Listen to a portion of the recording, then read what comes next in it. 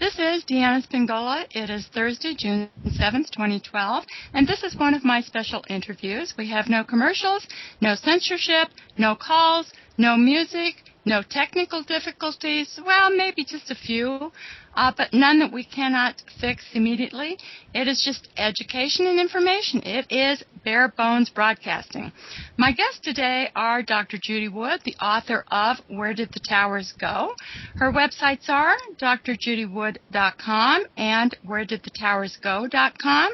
Also joining us is Dr. Eric Larsen, the author of The Skull of Yorick, The Emptiness of American Thinking at a Time of Grave Peril, Studies in the Cover-Up of 9/11, and A Nation Gone Blind, America in an Age of Simplification and Deceit. His websites are oliveropenpress.com and ericlarsen.net. Dr. Larsen is a professor emeritus at John Jay College of Criminal Justice. And last but not least is Andrew Johnson, the author of 9/11, Finding the Truth. His website is checktheevidence.com. Welcome to the program. Thank you. Thank you for inviting us. Well, it's my pleasure. It's my honor to have all of you together in one place. My goodness, this is very good. Dr. Larsen, you wrote an article just recently. Yes.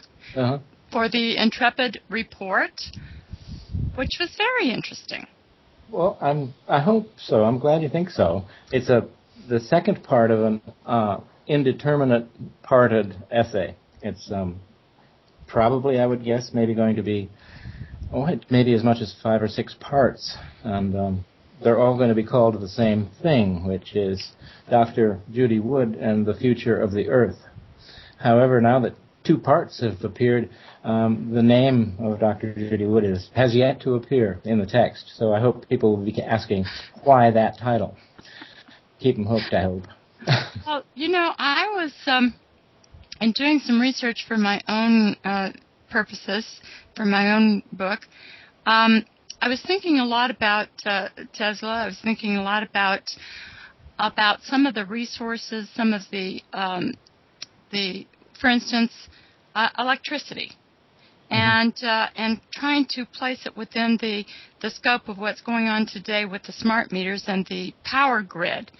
And I'm thinking, this is all very significant and very significant to Dr. Wood's book and the questions that she raises in that book. And then, of course, there's this ongoing fight between, Dr. Fetzer and some of the people that he sends out on little fact-finding missions. And I mean, it's just amazing. And then, of course, there was the conference that just got over up in Canada. And I'm not sure why they chose to have it in Canada. Oh, it hasn't begun yet. Oh, see, that's how closely I how seriously I consider their conference. The contribution. Well, one thing I find quite interesting is that Professor Larsen spoke in his article about going after the wrong target. It seems like like the truth movement is all fighting whoever's identifying what the problem is instead of solving the problem. They want to attack each other, attack everybody else. They're going around in circles, biting each other's tails. Why isn't the interest in solving the problem or even accountability for what has happened? Because, there's 9/11, but then there's the cover-up. And the way I see it, the cover-up is more significant than the event itself because the cover-up is what has allowed all of this other stuff to happen since. So why isn't there any interest in accountability there? Right. And, of course, there are so many things that have happened since. I mean, it's just amazing. And you talk about the cover-up, and I think that some of the same people who were involved in other huge events were also involved in the cover-up of those events. And it's certainly becoming evident that the same people seem to appear. I think the term, the truth movement, is quite apt. They appear to me to keep the truth always in movement so that nobody can pin it down. Or they move it off the table. Off the table. I think that the truth movement, so-called truth movement, was in place before the event. And I personally believe that we were told on the day of 9/11, we were told what they wanted us to believe. They wanted us to believe in controlled demolition. It was announced, the thought was planted, and usually the first thing that people hear about an event is the one that they're going to remember. They're not going to remember, anything after that. Yes, first impressions stick. Yes. And on the afternoon of 9/11, Van Romero from New Mexico Tech spoke out in some interview he did, saying that, obviously that was controlled demolition. I could just tell. Just take a few bombs to do it. And then 5 days later, as the story goes, 5 days later he retracted it, and then he got $80 million in grant money from the government. And so then the truthers say, that's proof he got paid off. But it turns out that a year before 9/11, he taught a short course at the Directed Energy Professional Society in energy weapons. Oh. He knew what he was looking at. Right. And now, didn't Dan Rather say something also about it? Right. Dan Rather that evening said something, I don't remember the exact term, but just, like times we've seen before, Sure. Now, what was this gentleman's name? Van Romero. Van Romero. And he knew what he was looking at then. Yes. And he got $80 million? Or $80 or $85 million in grant money for a new center on using explosives in mining or something like that. Shut up money. That's what it is. It appears, or how it was sold to us as. It appeared to be shut up money. So therefore, it's true. I often talk about how you force feed a dog. You put the food down, the dog isn't interested, so you snatch it back up, and the dog looks, what? Then you put it down, he comes over a little bit closer, and you grab it up just before he gets there. And then each time he gets a little bit closer, pretty soon he just inhales that food as soon as it's down there without even thinking about it. What a great analogy. I wonder if it works on cats. But the idea of, they paid him off, it must be true. But it was a different payoff. It was a payoff because he knew what he saw, right? He recognized what it was. He would recognize what it was, but that's our evidence that he wasn't telling the truth when he said it looked like bombs in the building. Yeah. In other words, what happened was they put out the story of bombs in the building through Van Romero to so that people who were suspicious of the official story from day one would latch onto that. Yeah. And then the news of the payoff would then get those people to say, that proves it was bombs in the building because he was paid off for saying so, and when in actuality the money was probably given as just as some type of research grant or something, but it was interpreted a different way by the rest of people looking at the issue. Well, like also the first time that Stephen Jones went on Tucker Carlson's show, first of all, how did he? How was he chosen to do that? But anyway, he was on there, and this big deal was made about how they wouldn't play his video of Building 7, so therefore it's important. And it was sold to us. It's sort of, kind of a negative, a reverse psychology type thing, like force feeding a dog. People want what they can't have. So it brought greater interest to it. I think what becomes difficult to comprehend, one of the problems is that the cover-up is so enormous, and when you say things, for example, like, you look at a similar comment with Larry Silverstein and the Pullet, the Pullet comment, and to think that he would have made that comment to, stir up people in the truth movement, that doesn't make a lot of sense to people. They just can't believe that you would actually, in other words, you would actually engineer the cover-up to take in the people who are already questioning the official story. They don't see the second and third and fourth layer of this. It's just beyond, the sort of level of comprehension. So of course he was part of it because he said just exactly the right words and then everybody thought, see, pull it means controlled demolition. It's so ridiculous. The firefighters go around with sticks of dynamite in their back pocket to, just in case, to chuck in there. It makes no sense. You have to study a building for months in advance to see where to put the explosives and so forth. And if the building is half burnt, you would have no idea how to assess how the thing is going to fall, because unless you could assess the damage. And then you got people like Alex Jones promoting that clip, and I was taken in by it as well, so I can speak from direct experience, because I believe, as I've said many times when I've done talks like this with folks, I was taken in by the bomb story.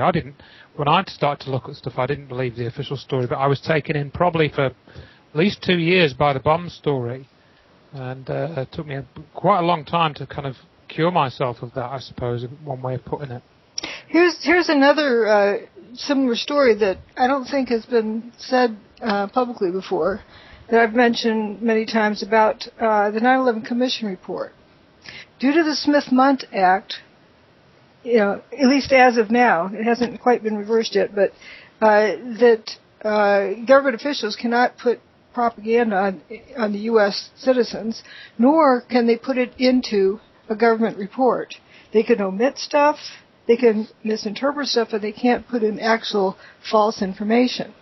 So the government's report, of 9/11 Commission report, omitted various things that were, I call them Easter eggs, as in Easter eggs laying out there for a 3-year-old to find. The 3-year-old thinks he's really found something, but they're laying right there, out there in the wide open to be found. Well, some of these, like, Larry Silverstein's Pullet, Norman Minetta's 50 miles out, 30 miles out, the orders still stand. You can go down this long laundry list of these, put options, stand on orders, all the steel shipped to China. And all of these various things were omitted from the 9/11 Commission report. And then we have essentially the 9/11 Commission report, Part 2, David Ray Griffin's book, Omissions and Distortions from the 9/11 Commission report. So he published all of these things that supposedly were left out. Well, they could not be included in a government document because they are psyops. And the government is forbidden from doing psyops in an official report because that's essentially would be the government attacking itself with the psyops.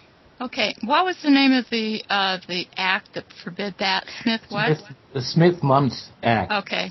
M-U-N-D-T. I believe Mundt may have been from Minnesota, my home state.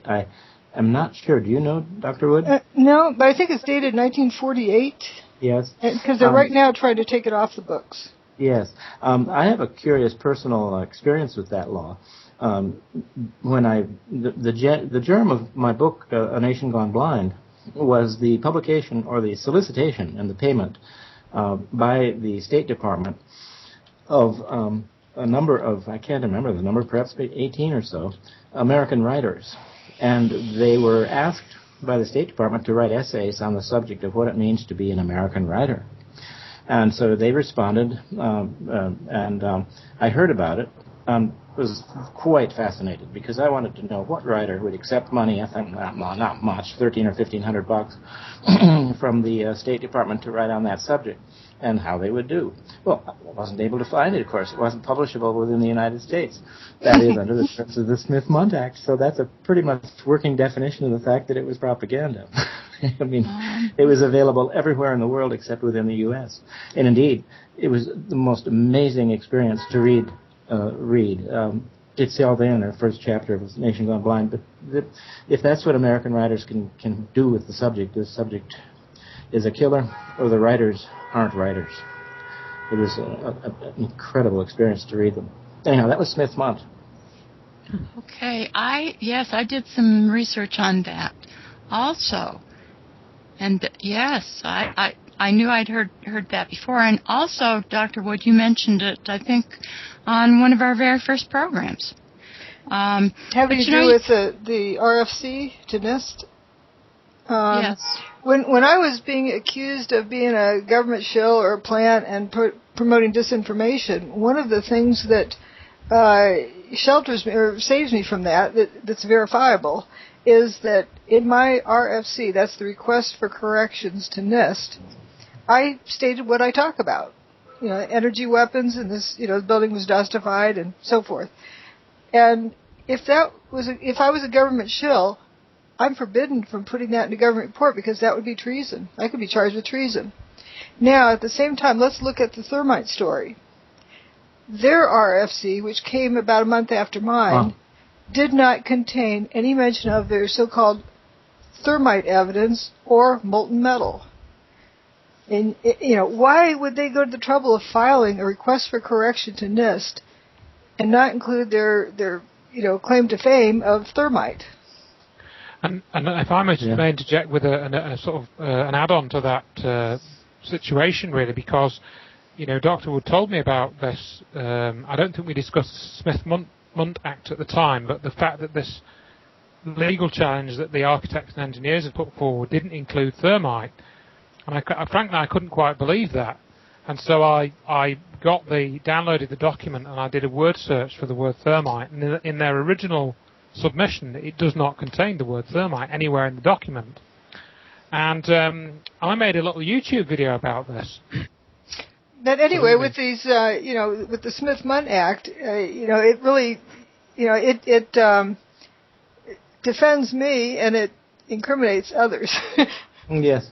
But, that's why I think they're trying to take it off the books. And it also led me to, when Morgan Reynolds told me that they were working at putting it through Congress to take it off the books or to render it useless, that you kind of wonder, where things are going. But then someone posted somewhere that, I guess that's why Fetzer and Gage each had their, quote, hearings just outside the country line in Canada. Toronto and Vancouver. My gosh. They could do the propaganda in Vancouver. Is that why they're having the conference in Vancouver? That's what it seems like. And when somebody posted that, Fetzer posted right after that with one of his distracting rants, just totally ignoring that, trying to detract it. Well, I've had Judy on my show X number of times. I gave her unprecedented this. His normal spiel he does. Sure. Huh. Yeah. I think what I was going to say was in relation to pointing out this omission in the original document of the word thermite, and I made this YouTube video about this, and I just literally did a screen capture of searching the document for the word and so forth, and then what happened was I actually made a slight mistake because when you do a word search, there's quite often an option where you can search for a part of a word or a whole word.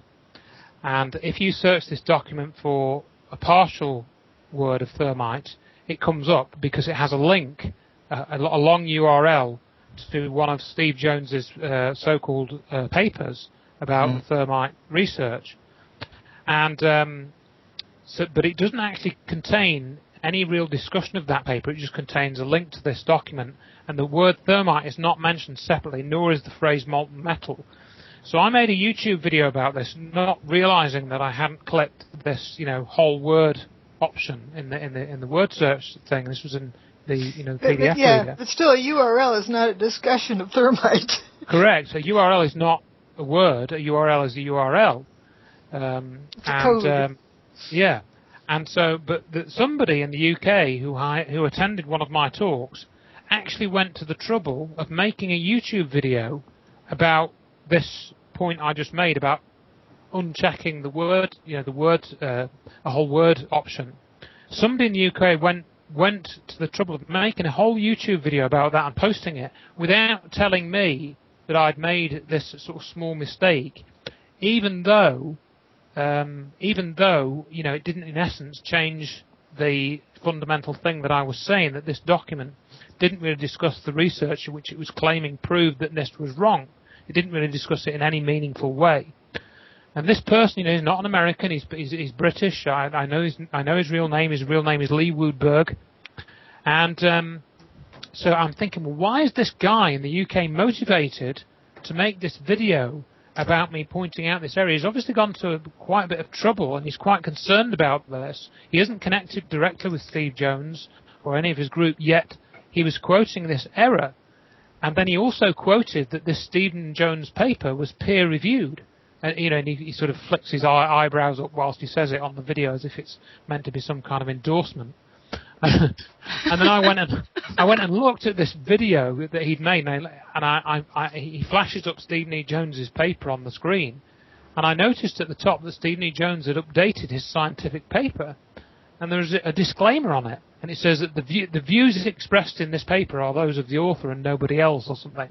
And this is supposed to be a scientific paper. I've never seen a scientific paper with a disclaimer on it.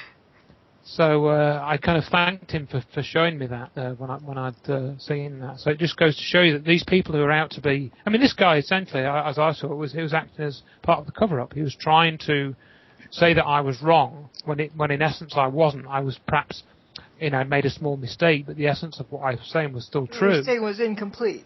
Yeah, essentially, it was incomplete. But why does it matter to him so much? Why was he making a video attacking me when he could be spending time finding out, what the real explanation for the destruction of the towers was?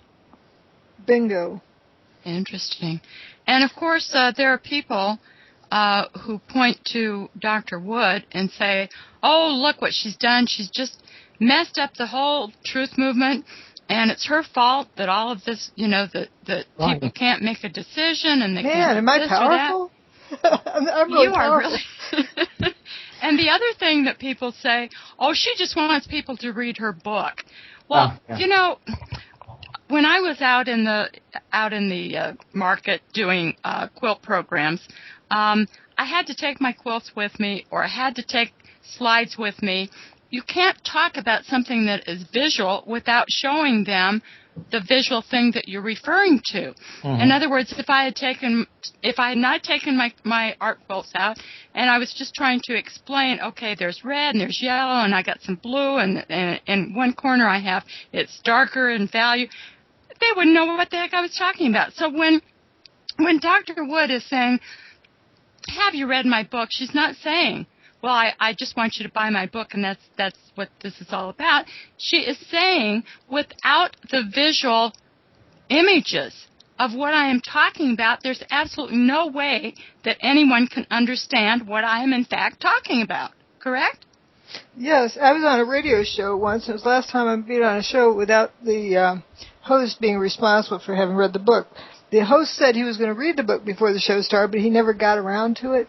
And then, it's this most simple stuff that I was mentioning. He was wanting to denigrate that and deny it because he hadn't seen that evidence. Like, for example, the seismic signal. That probably is the single most damaging piece of evidence. The fact that there's no significant S wave and P wave that shows that the building mass did not slam to the ground. Right. And when I was thinking about this interview today, I thought, okay, if I were to make a list of all the things that absolutely would totally knock out this controlled demolition, response, that would be number one. Right. Controlled demolition means you slice and dice the building, but the mass still slams to the ground. Exactly. And that's how it gets busted up.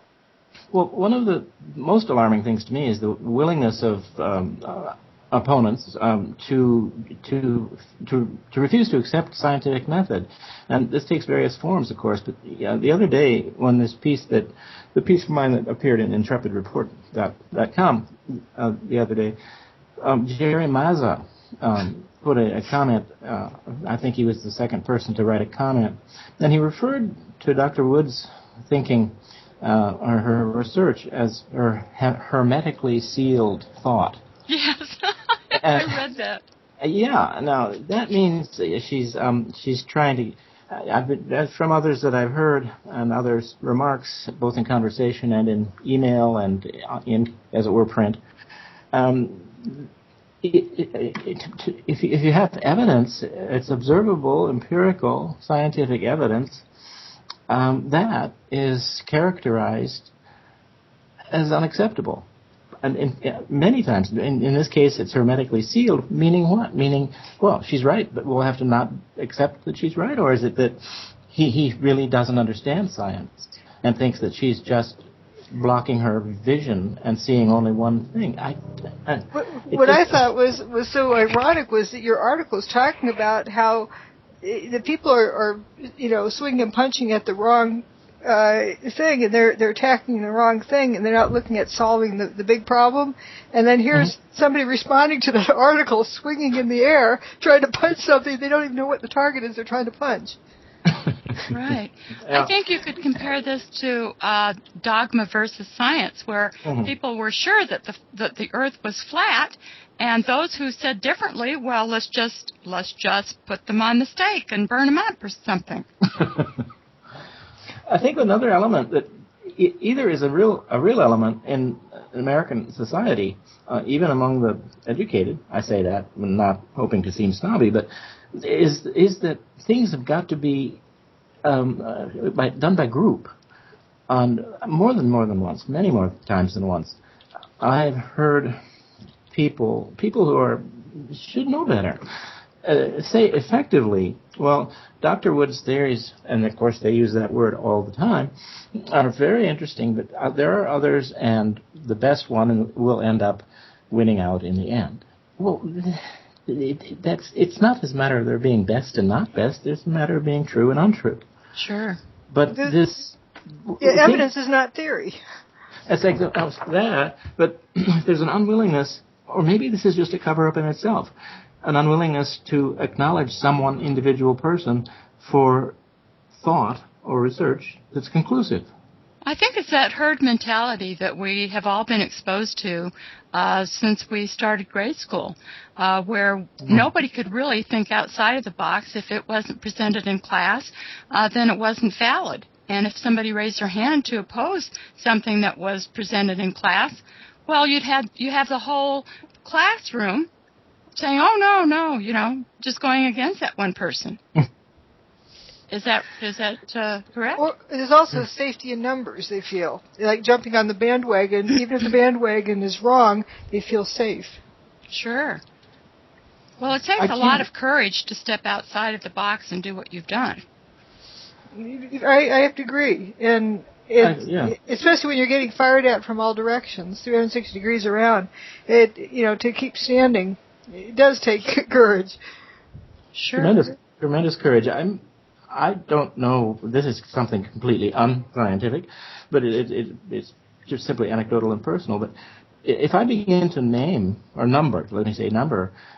count the number of grown adults here or abroad, whom I know, whom I can trust on this question, I don't think it's more than 5 or 6.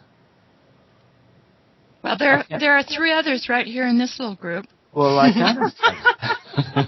You're among the 6. Okay. Right. People that I could ask, what your opinion is, and perspective is of something. There aren't many people I could ask that of either, and believe what they say. That's right. Sure. Because it's folks go down a talking points list of what their answers are. They memorize. It's like flashcards. They memorize the answers to things. Sure. One of the difficulties, as I see it, is that when you acknowledge what this all shows, you see several things which many people don't really want to see, and that's one of the big ones is a hidden power structure at work. You have to acknowledge at some level that there is a hidden power structure, whatever shape or form it is, and that, I don't know exactly what shape or form it is. We hear a lot about it, and I know you, Deanna, have written about certain facets of that power structure, and that does appear to be involved at some level or another. But, and that's perhaps why you have come to this area of research and with an open mind, because you've already kind of acknowledged this hidden power structure is real, and you've documented certain aspects of it. And that gives you kind of a head start, whereas other people that just work in a regular job, or in a regular university or whatever, that's just the stuff of let's take the Gene Hackman film Enemy of the State, and all that talk of hidden power structures simply occurs in movies, the Spectre organization in the James Bond films, and and all this sort of thing, and you conjures up images of Dr. Evil and the Austin Powers films, if you've seen those, and all that stuff. And I think when people start to be confronted with that sort of reality, they tend to not want to go much further. And then when you go into the science, not only are you faced with this hidden power structure, but essentially what I call a hidden science or a black physics, black technology. But that's just beyond people's experience. Again, you very quickly come into the ray beams from space, which is what the phrase that's particularly become popular in the cover-up to use. And that's so. In other words, you can see how these psychological mechanisms are both used, overtly in the truth movement, and kind of just, they just happen to be there as part of the furnishings of everyday life. They can sort of make little comments which point people at those things which are already there in everyday life, like the movies and these secret organisations, and people then assume that it cannot be true. It's just a fantasy. It's just nonsense, and they don't. It's not to be taken seriously. And you then personally faced with a choice where you either switch off, you go back to your life of whatever you're doing for a living, or you open up to the bigger picture and you see that somebody really does care about manipulating the human race to whatever ends, and they've gone to a lot of trouble to do it. Well, that is very important. I appreciate what you just said. Yes, if you don't recognize that there's something behind the curtain or some other kind of structure in place, then of course you would refute this. But everybody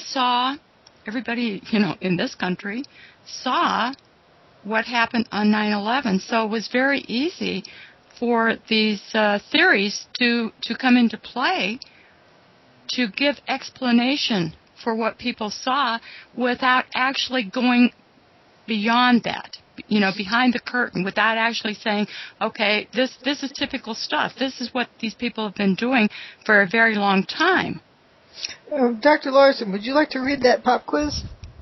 Oh, I'd love to. Let me think for a moment of how most quickly to get it. It would take me a second. I might even make some noise to do it. Well, go ahead. I closed my email so it wouldn't come making little rings and whistles. So let me see. Oh yes. All right. I should have it pretty easy to find. It's so good. And thank you for confessing, Andrew, that you weren't the origin of it. Hold on. No, I wasn't.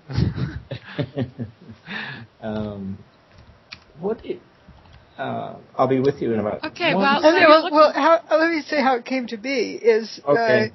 Knowing the idiotic quote logic unquote that many debunkers use, they just walk right into a corner with this. They're saying that even Stephen Jones way back when in Greg Jenkins, that I was wrong because I haven't gone through these calculations about enormous amounts of energy it would take. It would take 5 times the world's total output of electrical energy. Now, I notice Stephen Jones doesn't give this as his own calculation. He likes to quote others' calculations, like as though he can't do it himself. But anyway, the famous person for making this quote calculation was Greg Jenkins, for saying it took 5 times the world's total output of electrical energy.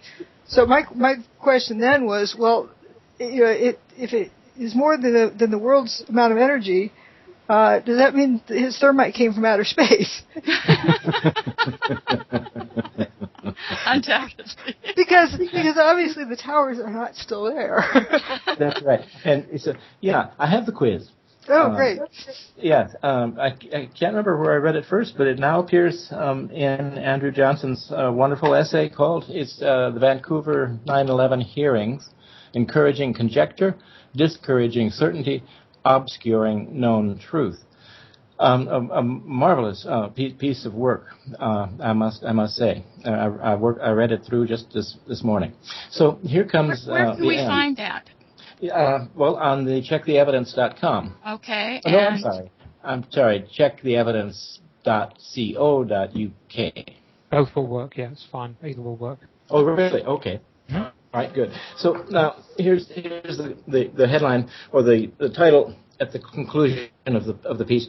It says, "The towers are gone. Do you care?" And so Andrew Johnson writes, with the upcoming debate in Vancouver, arguably a criminal cover-up, those participating in it or considering buying a ticket to the conference could consider asking themselves a few simple questions. 1. Were the towers once there? Answer yes or no. Now, we'll ponder that for a moment. Then, number 2, are the towers still there? Answer yes or no. Now, third question, did most, over 50%, of the towers turn to dust? Answer yes or no. 4A. If your answer to question 3 was no, then please review the empirical evidence more carefully or find someone who can. B. If your answer to question number 3 was yes, that is, did most, more than 50% of the towers turn to dust, if your answer to that was yes, then ask yourself, does there exist a mechanism or technology capable of doing this? Answer yes or no. Now, the end. If your answer to question 4B, meaning does there exist a mechanism or technology capable of turning more than 50% of those towers into dust, if you answered yes, then we are in agreement. If your answer to question 4B was no, please explain your contradiction, claiming something occurred that was impossible to occur. So it's a beautifully structured piece of thought, I think, as an academic exercise. It's just a real piece of genius. I applaud Dr. Wood immensely for this. I would like to see it all over. Thanks. And so, when those who say, well, let's see what technology exists before we can decide what happened, they got it backwards. They do have it backwards. And it's important to follow the evidence. As I like to say, is let the evidence lead to the conclusions and not let the conclusions color the evidence. Absolutely. And of course, I get angry at the ways in which that's fundamental aspect of thought, and certainly of scientific thought, is just taken and tashed around and muddled. And when it said that Dr. Judy Wood has an interesting theory that's absolutely contrary to the fact. Back to the Greg Jenkins thing. I was set up to make me look like an idiot for saying that most of the building material turned to powder. Uh-huh. That was the big issue back then. Yeah. I think that's one of the things why I wrote this new article was because I wanted to try and point out how very clear it's become that there is quite a sophisticated psychological operation, and I'm being of the one of the Star Wars generation. I'm almost reminded of this, this Jedi mind trick that George Lucas comes up with, where Obi-Wan Kenobi goes up to the stormtrooper and says, "These aren't the droids you're looking for." And it's almost like you've got people like Fetzer saying, this isn't the evidence you're looking for, or this isn't the evidence you should be looking at. You need to be looking over there. And with things like this Vancouver conference, it really seems to me, it might seem like a trite comparison, but it really does seem to me like we've got something like that going on. They really are messing with people's minds, using a whole range of tricks. And I think the difficulty is... Andrew, I'm hearing an echo. I think it's Dr. Larsen's. It is? Let me de-echo if I can. Yeah, just put your thumb over the microphone.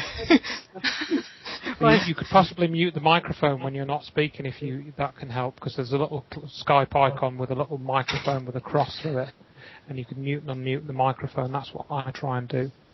I would do that happily. I don't have a mechanism to do that. Hold your mouse over the lower part of the black screen, and you see some icons pop up. Just near where the chat window is. You might have some little icons just below where the things faces are popping up in Skype. And there's sometimes a microphone. Yeah, you continue for a moment and let me see if I can find a way to mute my. And then you can mute and unmute it. Because I've got a button on my headset which can do it. So. Right, I noticed that the person who's going to be trying to sort of impersonate me or misrepresent my material is even the title of what she's presenting, as though it's line of sight, space beams from outer space, powered by free energy. That's not the objective at all. It makes you wonder if the person has read the book or if they are incapable of reading it, or they're illiterate, or incapable of logical thought. And certainly that's not a term that you've ever used. Right. I do say, a reference on the cover of the book about free energy technology.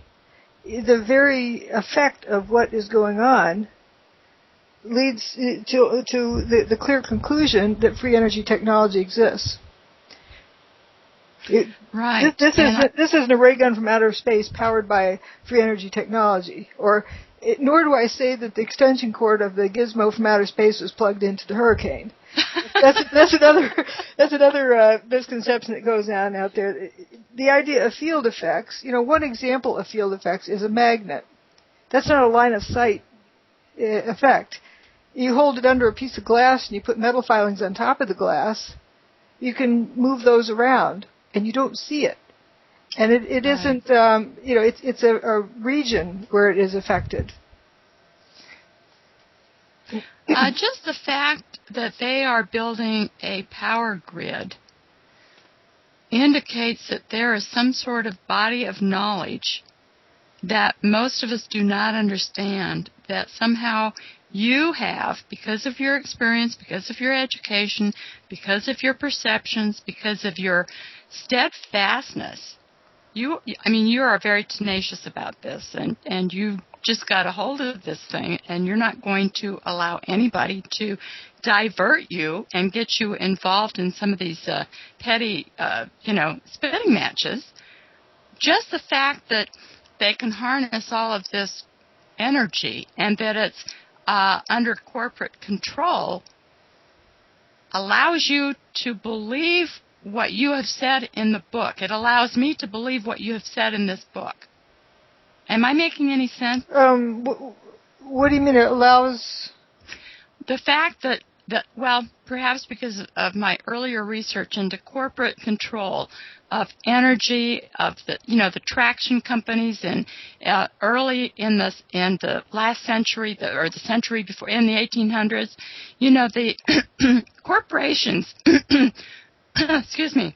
Right after the Civil War, corporatocracy came into play, and all of these corporations wanted to take over, like the traction companies. They wanted to take over the energy companies, the electric companies, all of these companies, because energy is really should be available to everyone, because it's something that is in the universe. It is something that is public property. But the fact that the corporations wanted to harness this so that they could make money off of it allowed me to appreciate what you wrote in the book. Does that make sense? Yes, thanks.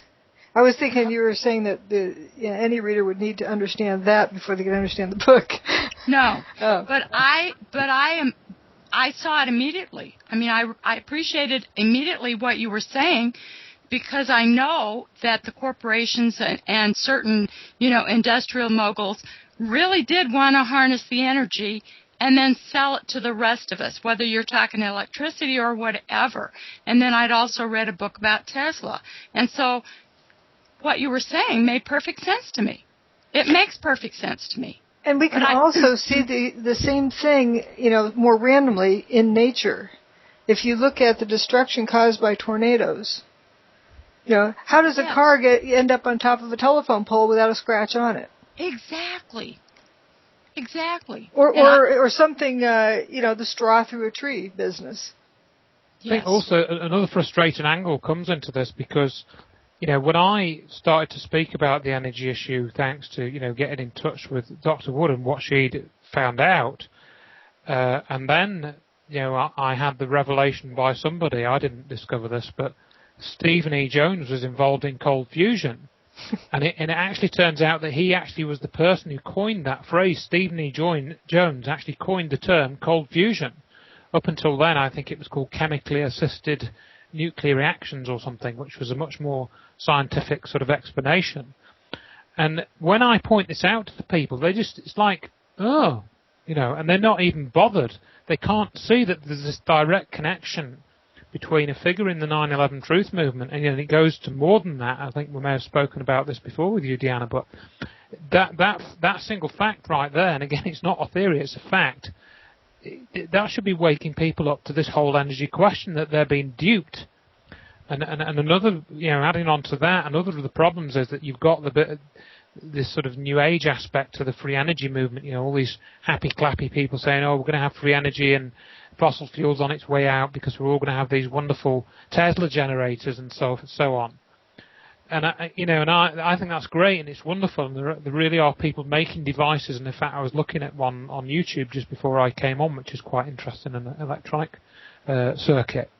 And but the point is, people that when you say to them, well, I know all that, but what you have to realise that this technology has already been weaponised. I'm sorry, somebody already knows all this. So we're not going to have an easy ride of it, because some people somewhere on this planet have already weaponised it and they used it on 9/11. People don't want to hear that. They really do not want to hear that. It's very difficult. Yeah, it's like being told Santa Claus doesn't exist. Yeah, or not so much Santa Claus doesn't exist, but Santa Claus brings you all these presents. But actually what he's doing is he's got this massive, enormous, huge warehouse of presents, and he's not letting anybody have any of them. When he could give them away free, he's just keeping them all for himself. He just gives you these little rubbishy plastic presents, that'll just break after, a few plays with them. He won't give you all the blooming spaceships that you can fly across the galaxy with or whatever, for real. Sure. And so that's what I liken it to. Well, I think that the fact that they developed the Department of Energy on August 4th, 1977, is very significant. I mean, I don't know. Yeah, absolutely. So that means, basically, that this is a bureaucratic agency of the U.S. government, and it has no oversight, and that there is a department of bureaucrats who are beholden to the corporations, who are going to then regulate the rest of us regarding energy. I mean, I think that is significant. For me, the comparison, of course, to the airwaves in the early days of radio was that they were public and everyone's. Yes. That they've been, of course, bought up, privatized, and profitized. But what strikes me as so significant and is everything that has been said, I completely agree with. I wish I didn't, as it's very depressing. But in the Skull of Yorick, I found myself coming to this conclusion again and again and again, which is that by failing to, as it's simply put, failing to think for themselves, the American intellectual class is becoming infantilized. It's so true, the bandwagon effect, the fear of being unheard alike, but where is the leadership class outside of that bureaucracy that we're talking about? This is where Andrew's perception is just very exquisite on how this is. The people who fall out of that, they think that the alternative community, the alternative media, and the progressive media is then the alternative to the mainstream media, and that they get controlled too. Yes. I missed a beat there in what you said because I've become... Maybe Andrew can explain it about the alternative community. You know, that's assumed that is free thinking and outside of the mainstream. That's right. This is it, and you tend to think that when you've dropped out of one system of thinking and you drop into another, and you start to meet some like-minded people, you kind of think that you're going to get a kind of different, different sort of take on things. But then you find out, as I've written about in that that free book that I've posted on the website, 9/11 Finding the Truth. You get in some of these so-called leaders, or maybe I shouldn't call them that, but they appear to be leaders in the alternative knowledge community, and they're just coming out with the same sort of rubbish as people in the so-called mainstream, and that's when it becomes quite depressing, and you feel you don't have any thinking people left. Who, and I mean, I talk about people like Richard Dolan, for example, who writes about UFOs and aliens and stuff like this, and I've written about such topics, of course, but it's like these people then have an aversion to talking about energy weapons being used on 9/11 as if it's like controversial or something, and these are people who are supposed to talk about and be writing about controversial topics, and they won't touch this by and large. There's a few exceptions to that rule, but they're very small in number. So, you're almost left posting single articles on your own website. One of the reasons why I do that is I generally don't put them on a blog, because I don't want them to have all these people posting ridiculous comments on them, just to dilute what's actually being put there. Yes, I understand all of that completely, and my disillusionment with the present company accepted as before. If I have faith in 6 people and 3 of them are in this conversation, that's not very many others. But again and again and again, commentators, analysts, and claimants to theories like Richard Gage, for example, and then the complete deceivers like Jim Fetzer on the one hand, but on the other, what about responsible, trained intellectuals? I mean, there was a time, I thought, when I was little and becoming educated, I thought there really was an intellectual class. There were people who were well-read and independently thoughtful. They weren't always geniuses, but now I cannot find those people. They lack courage. They lack courage. Is it been bred out? Is it indoctrination? Is it brainwashing? Are we able to find a group of that type to appeal to?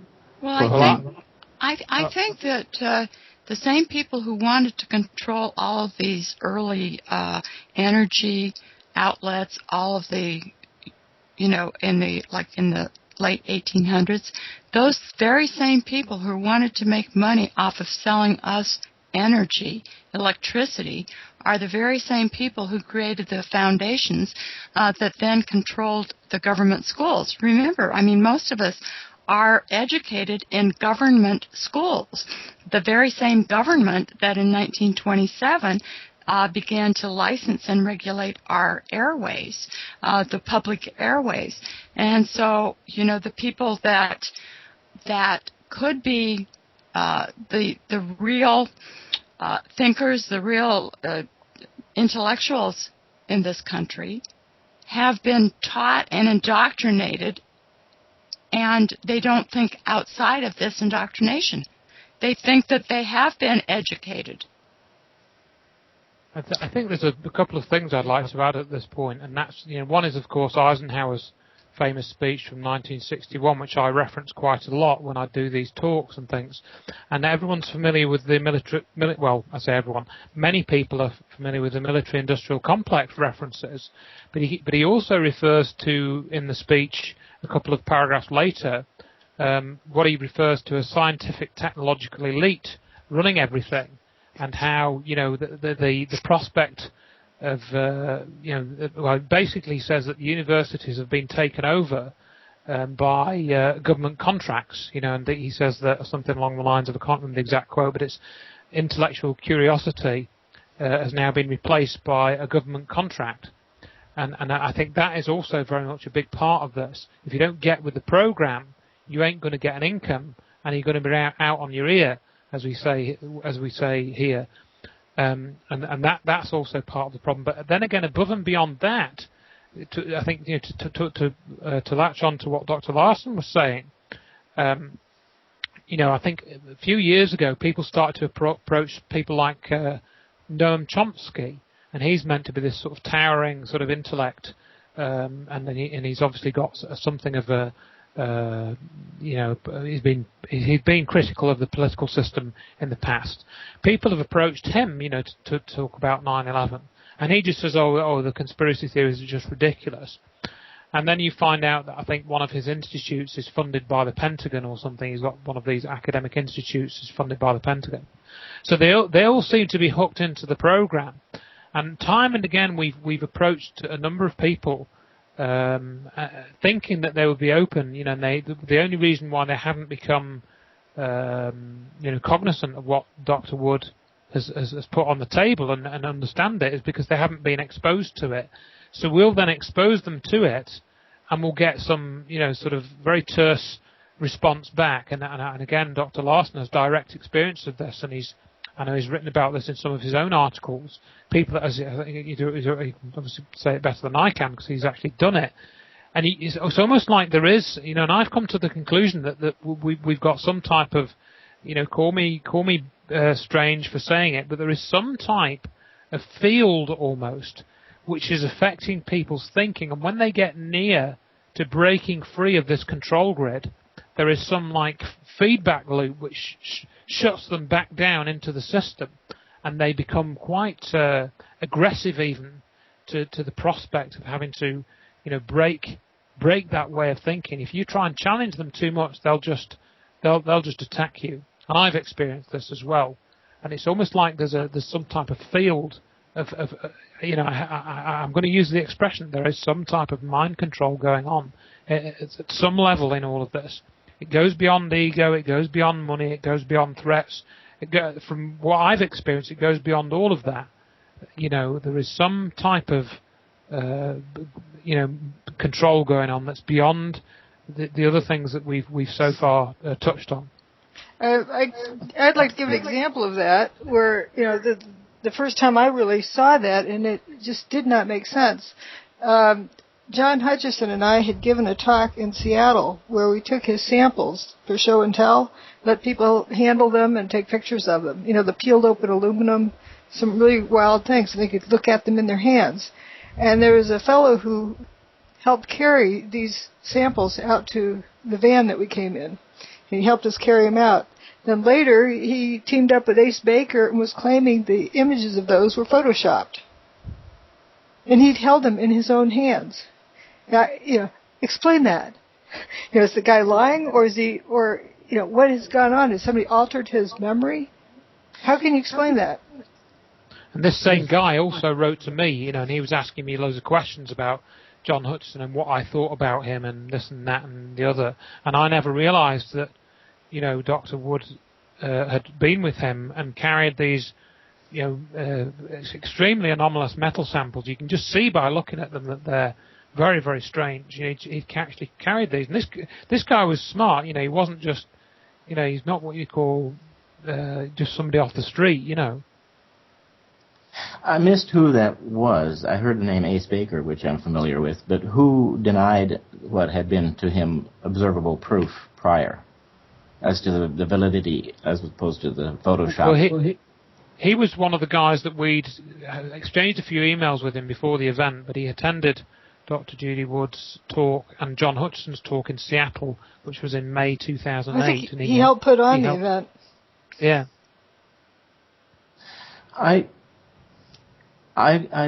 am growing more and more despondent here. I approached the great international legal expert and worker for the downtrodden and oppressed, Francis A. Boyle. Oh, I've had some contact with him just recently. Yeah. been a virtual idolater of his for many years now. I remain so, but there's a schizoid element that I think you sent him a copy of my book.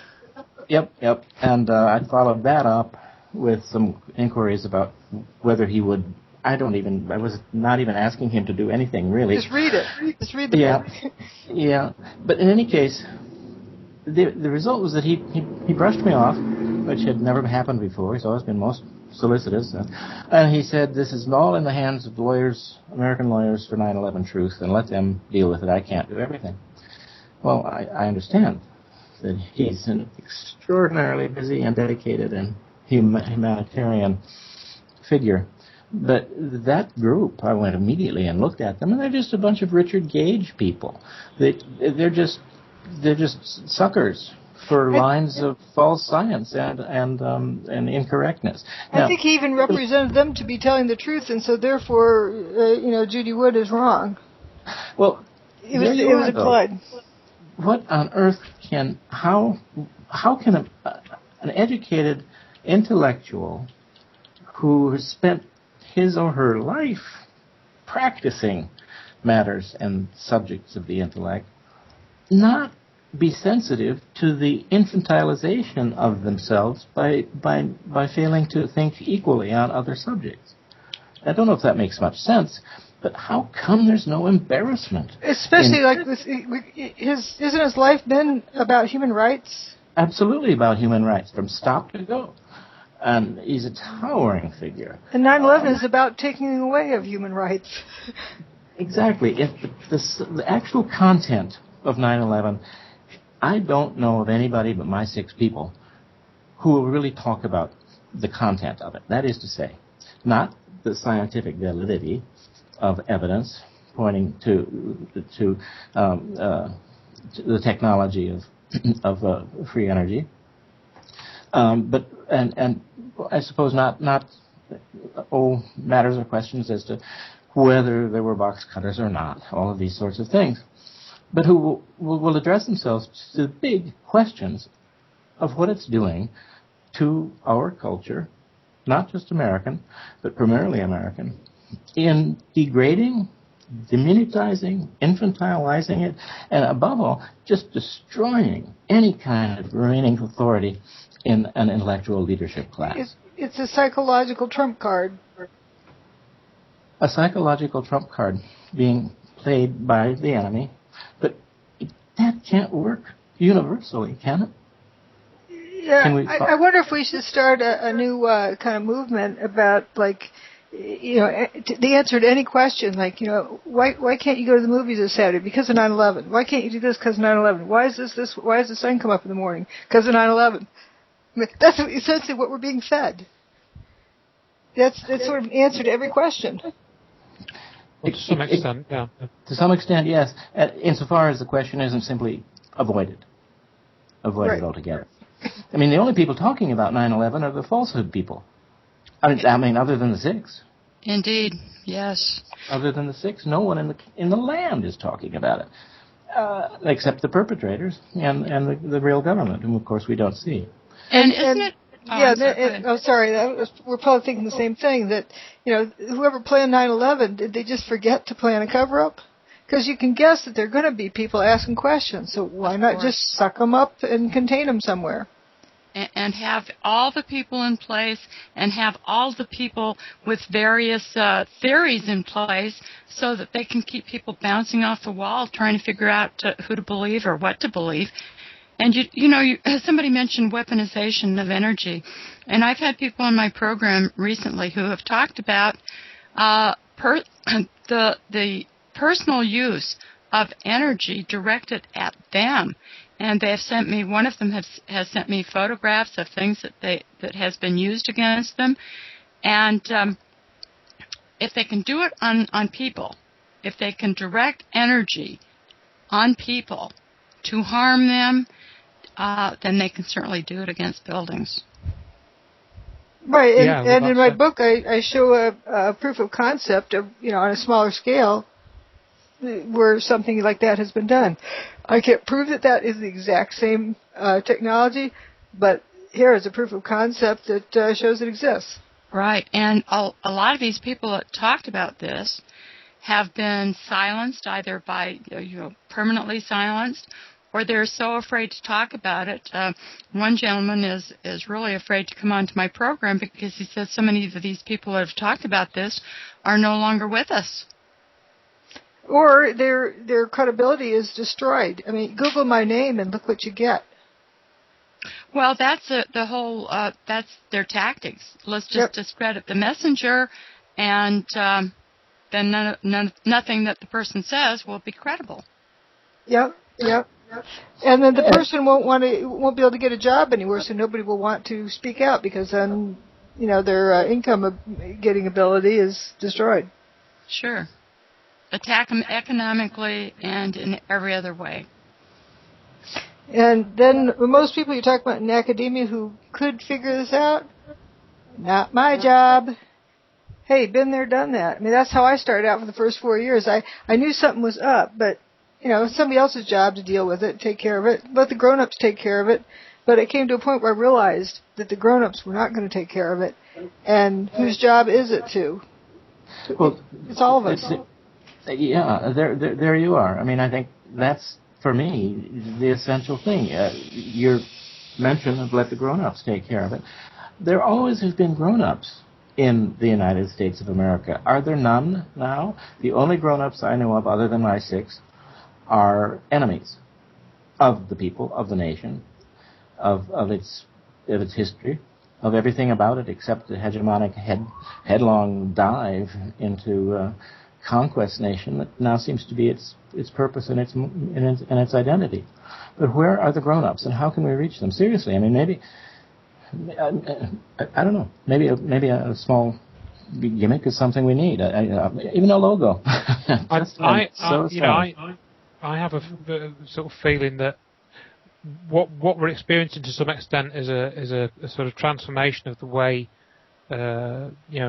humans kind of think and act, and we've all been brought up in where we've been functioning in systems of authority and hierarchy at one time or another, and to a greater or lesser extent.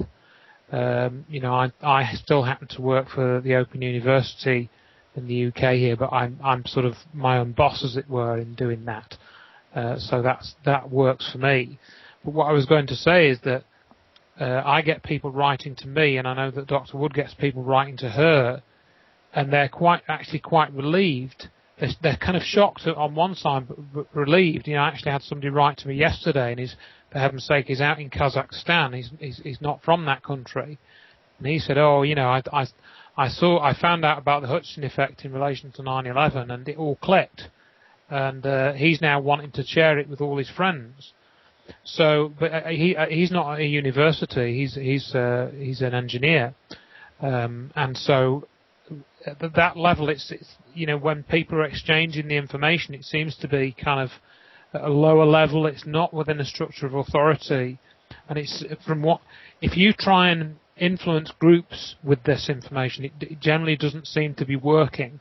Whereas if you can just give information to people or put it in a package that they can then work through in their own time, and if they are truly honest people, and they have enough kind of curiosity, and they've got enough sort of basic skill of looking at information, they will be able to work it out for themselves.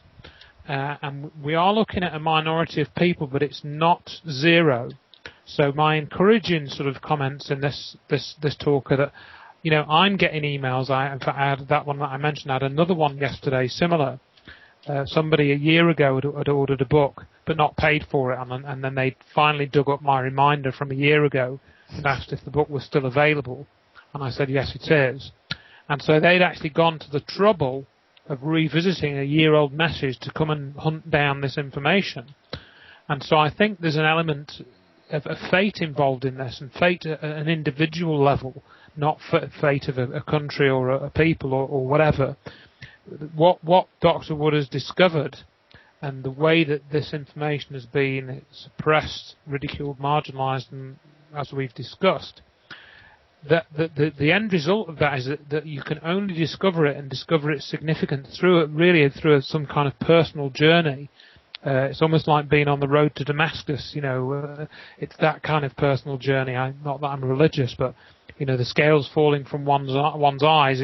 You almost seem to have that kind of revelation with this once you've kind of got it. And I may also just read out quite a nice little statement that one of my friends surprised me with. And he said, it's very short, Dr. Wood being victorious in her message to the public results in the entire overthrow of our ruling elite. I wonder if she knows that and the consequent forces aligned against her.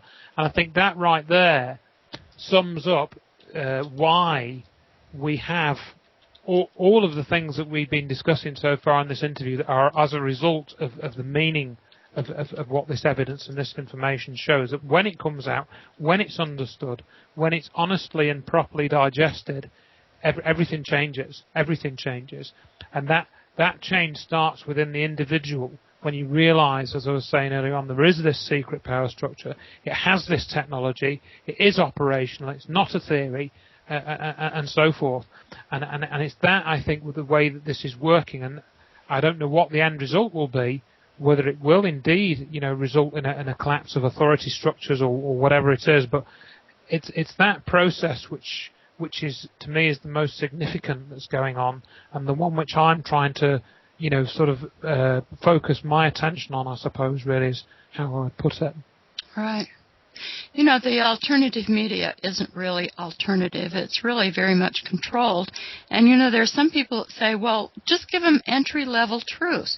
Maybe listening to Gage or one of those other people will eventually bring them to Dr. Wood. But if you don't like the lie behind door number 1, here, we'll show you the lie behind door number 2.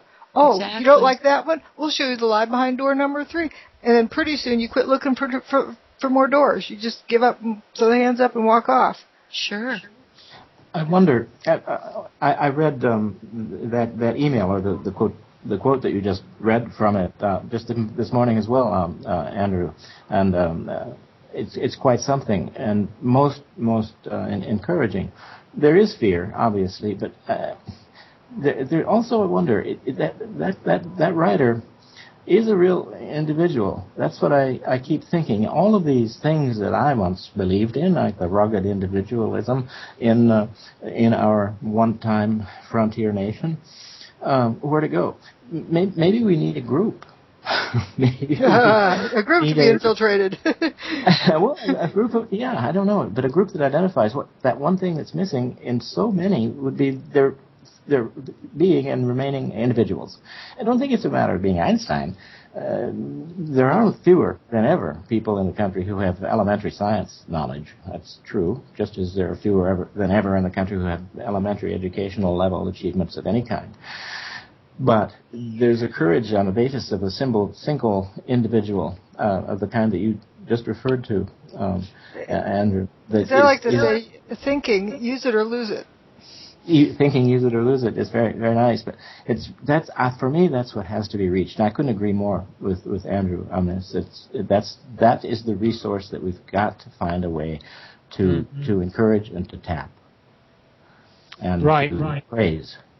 I mean, I think also, I think in essence it's sort of difficult because for me personally, because I'm not really a group person, and forming a group is not a thing I do naturally. I'm not saying that Dr. Larsen was suggesting that I do that, but I'm saying that people in our position are often independent thinkers, and perhaps one of the things that change, that one of the things that develops in your life when you are an independent thinker is you tend not to be part of a group very much.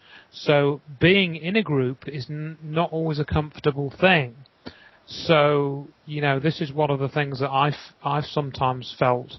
But nevertheless, having said that, I've given these public talks, and I think Dr. Wood will probably agree with me. But when we went to the group at in the northwest of England in October last year. We kind of had a wonderful night, basically, didn't we? And there were lots of people there who were sort of really just like completely, over the moon that we were there and covering this stuff. They waited in line to come up and hug me at the end.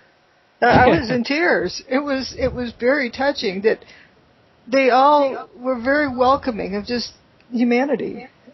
I've just been watching the videos of that event, and I haven't yet watched through the end of the second part, but it's quite something.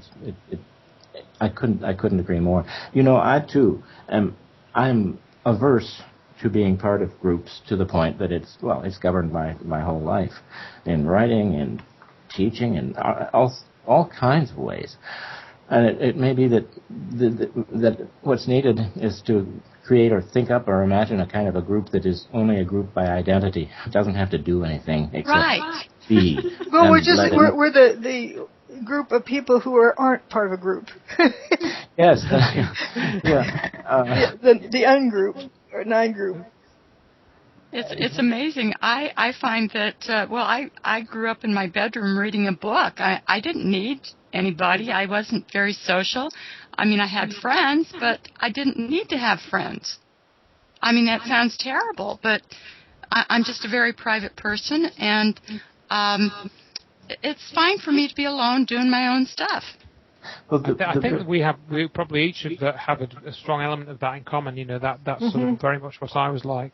Like I went into bike racing, and if you're first across the line, there's no argument about that. You don't have to wait for the jury to come back on it. Sure.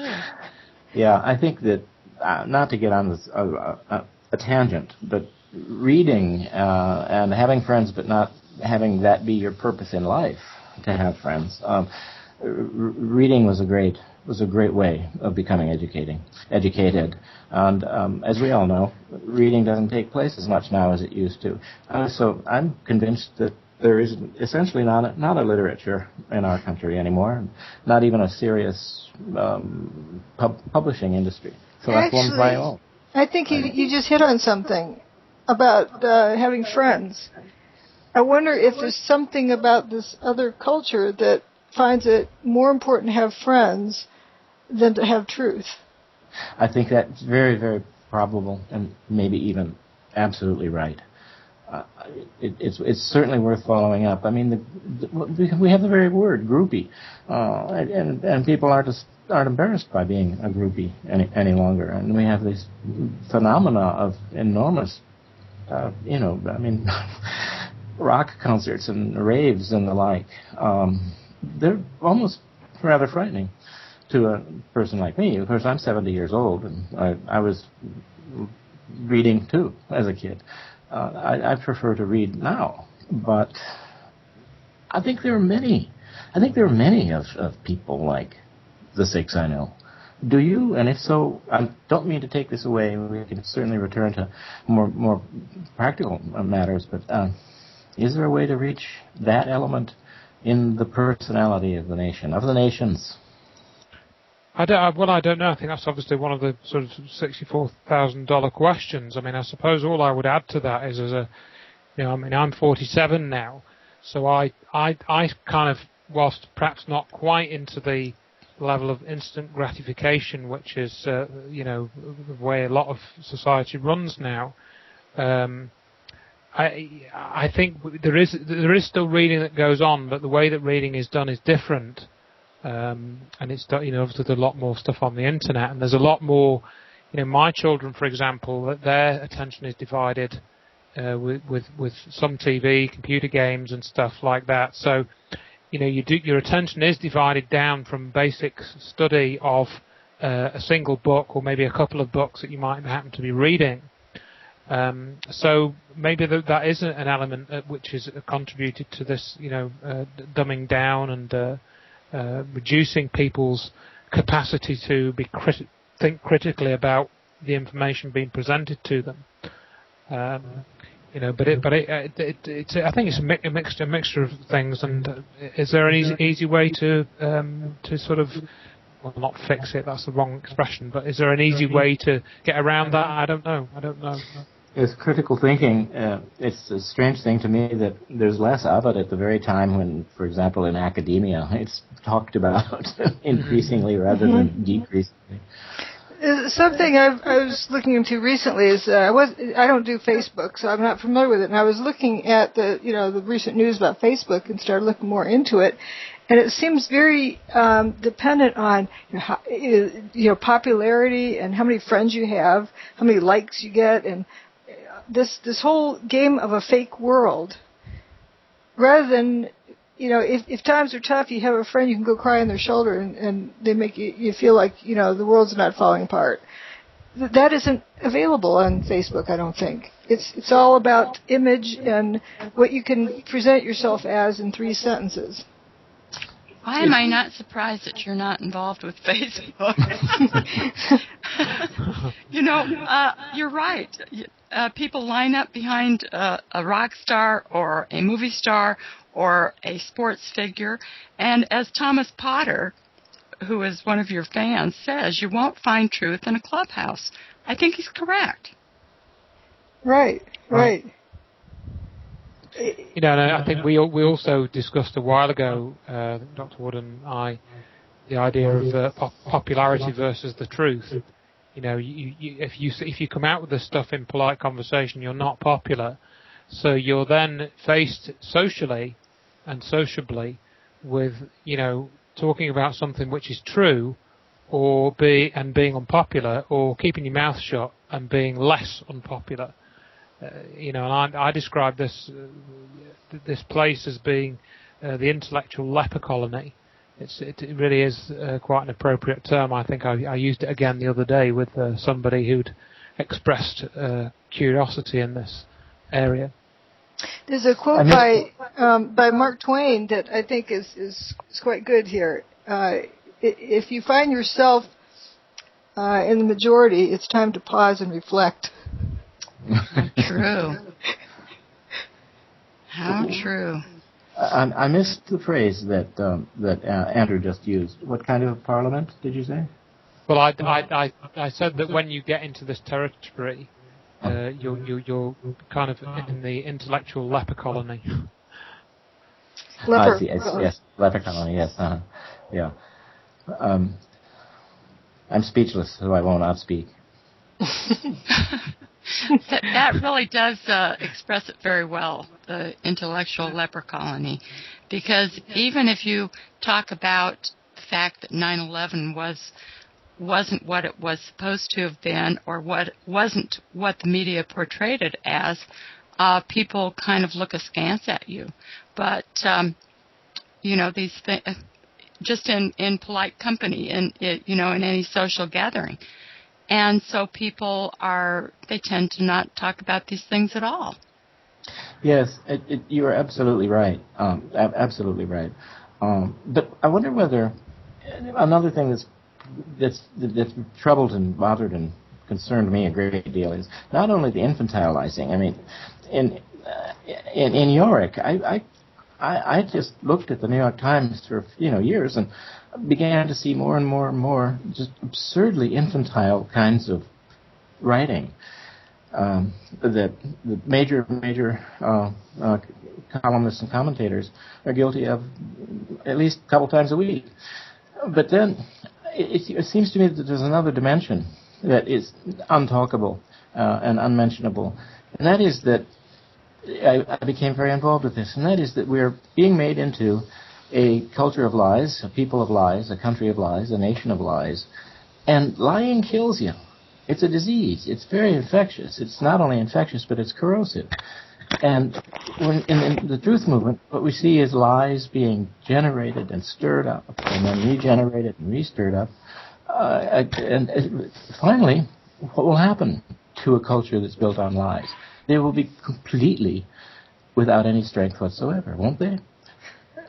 Ironically, and I think Andrew could probably recall the phrase, something that Gerard Holmgren used to get revved up about. They call it. He said they should call the group something like Liars for Truth. Yeah.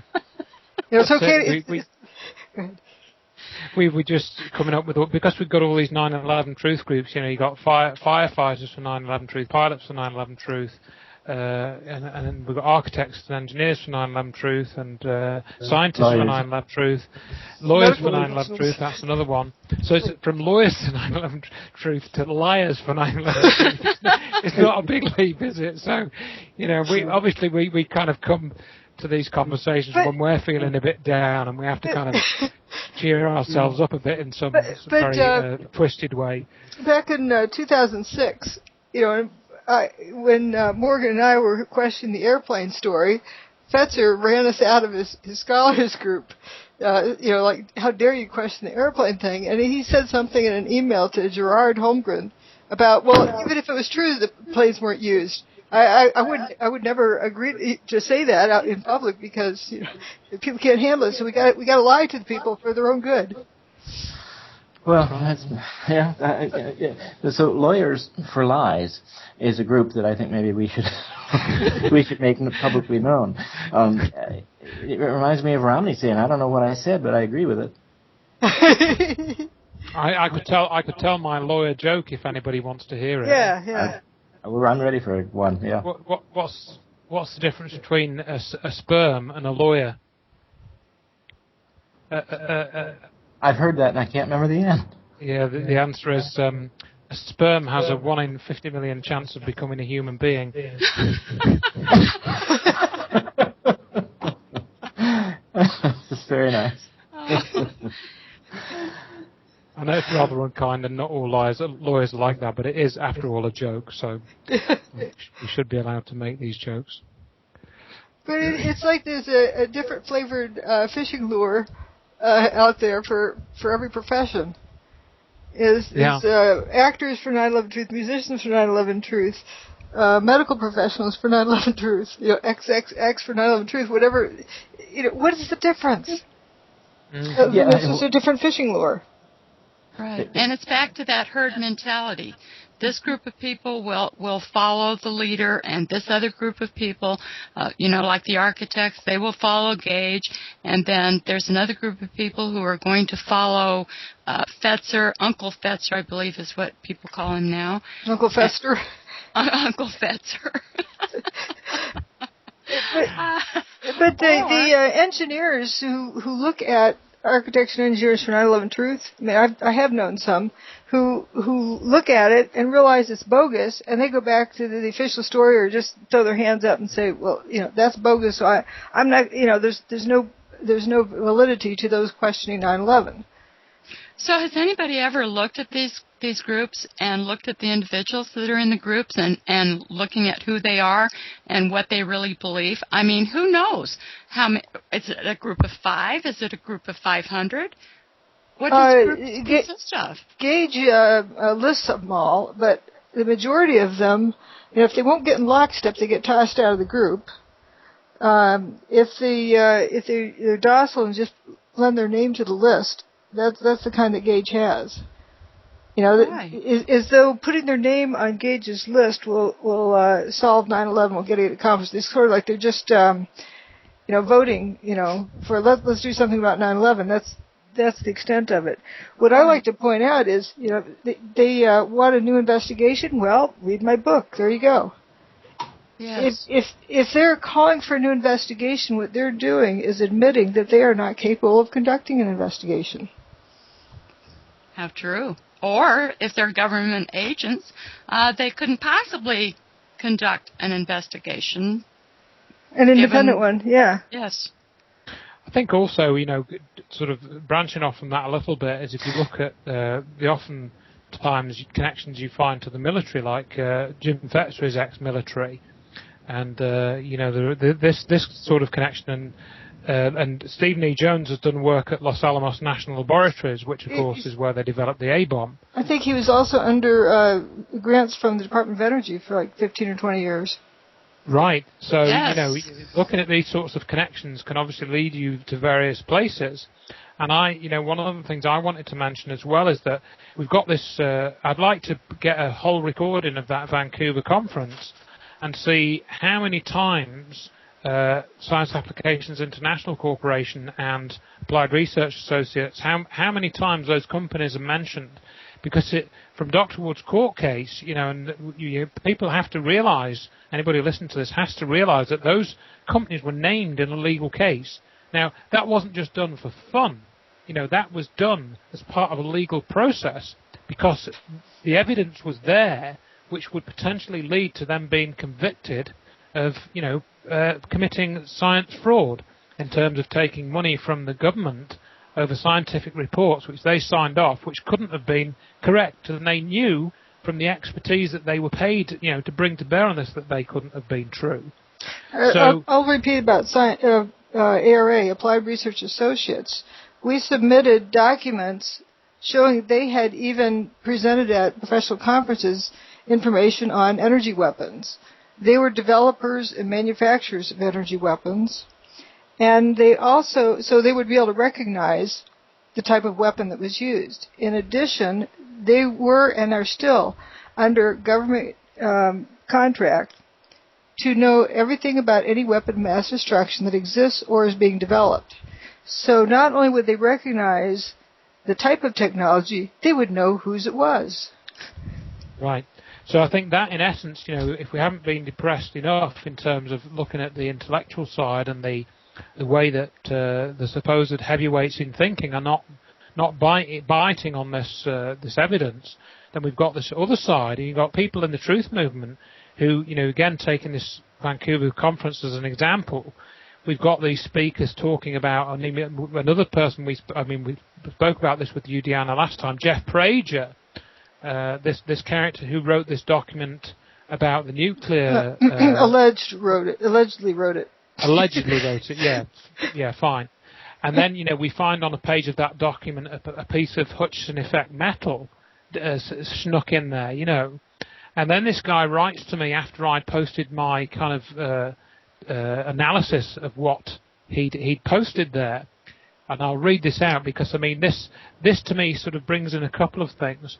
It brings in the fact that we have evidence which shows that certain companies had knowledge about who did 9/11, and these conferences could be talking about that and using any expertise that's available to explore that issue more and find out what can be done. But instead, we have Jeff Prager writing to me about, after I'd deconstructed his analysis, saying, "You're a blithering, brainless, molecularly and neurologically challenged idiot. You're known to the detectives and the police force in your community as a complete idiot. You're known on the internet as the moron of morons, the man's moron. For goodness sakes, uranium at 93 becquerels per kilogram with strontium, barium and thorium equally off the chart spells fission, you twit." And then the closing remark to that is peace.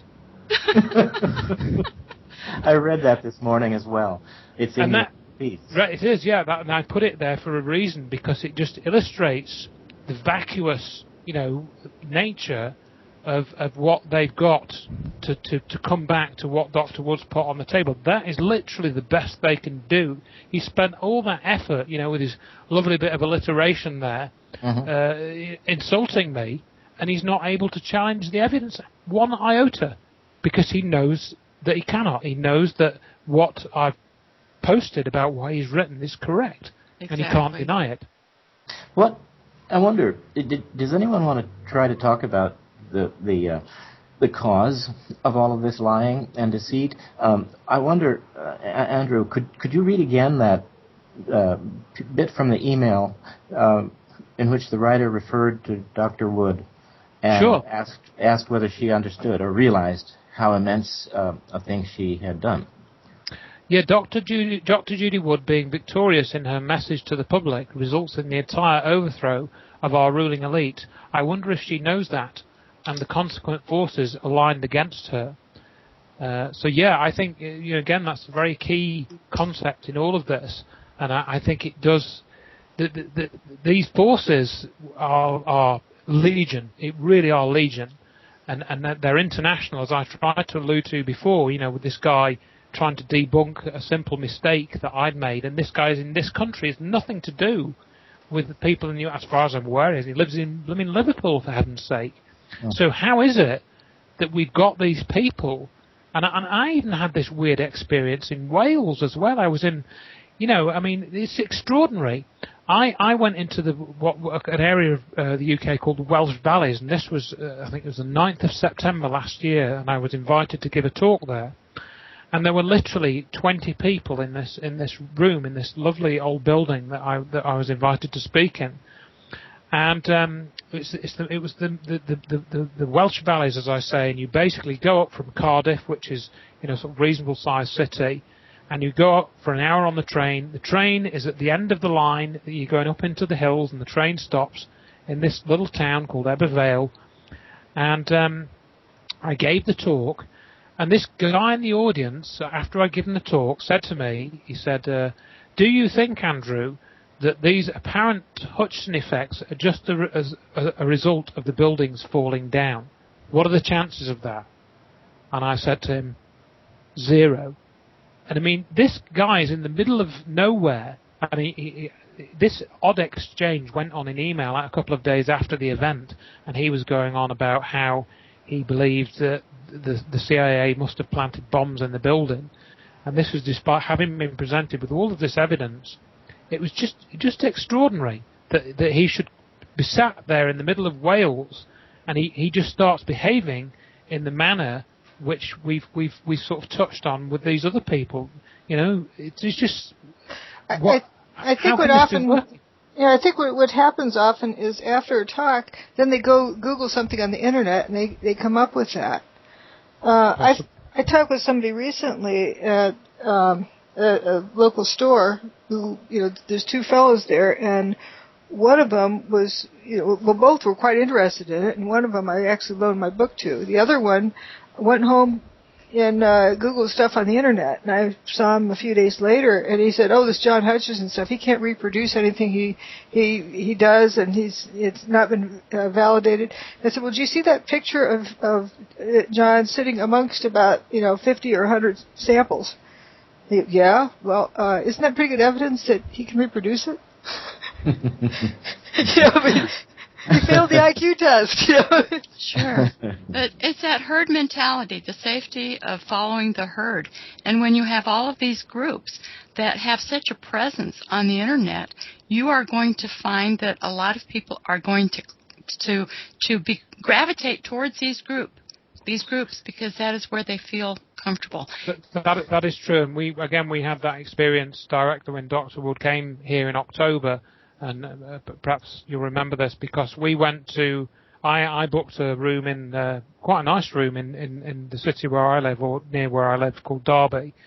And very few people turned up, unfortunately. I wasn't able to publicise the event that highly.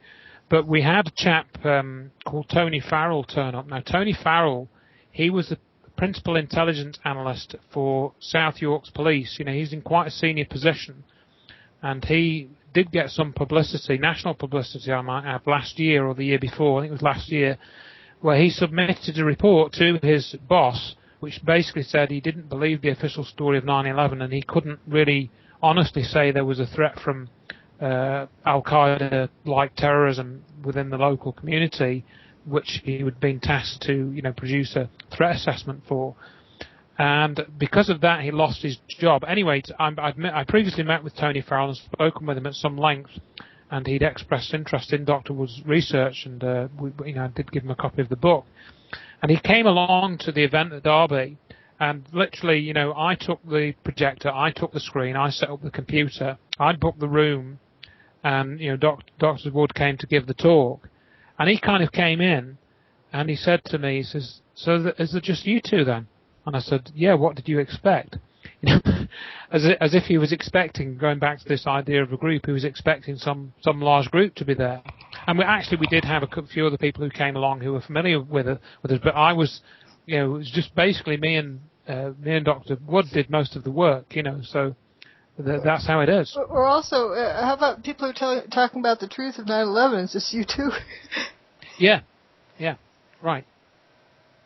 That's interesting. I had a policeman in a different community contact me and stop by my house. He wanted information on 9/11, And he said, I can barely talk about this among my colleagues because it's just not safe to even bring up. And so again, we have this threat of a job loss or of people just kind of avoiding you because you believe something different. So, or you just because you ask a question. Exactly. I mean, this is akin to asking a question about the Holocaust.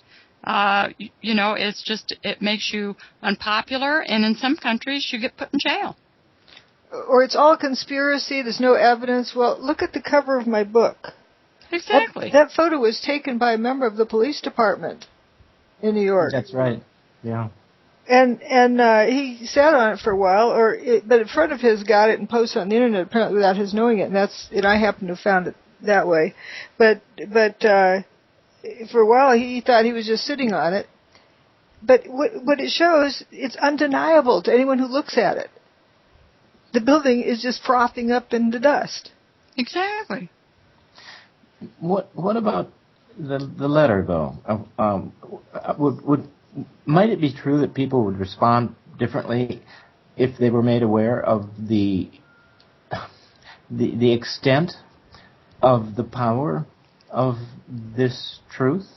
In other words, I'm going back to the person who wrote to you, Andrew, and used the phrase ruling elite, and that what Dr. Wood has done could I don't remember the verb. But fear of the unknown, maybe? Being locked up like a rat in a cage is a known, and maybe they feel safer doing that than this other is this, it really changes the world.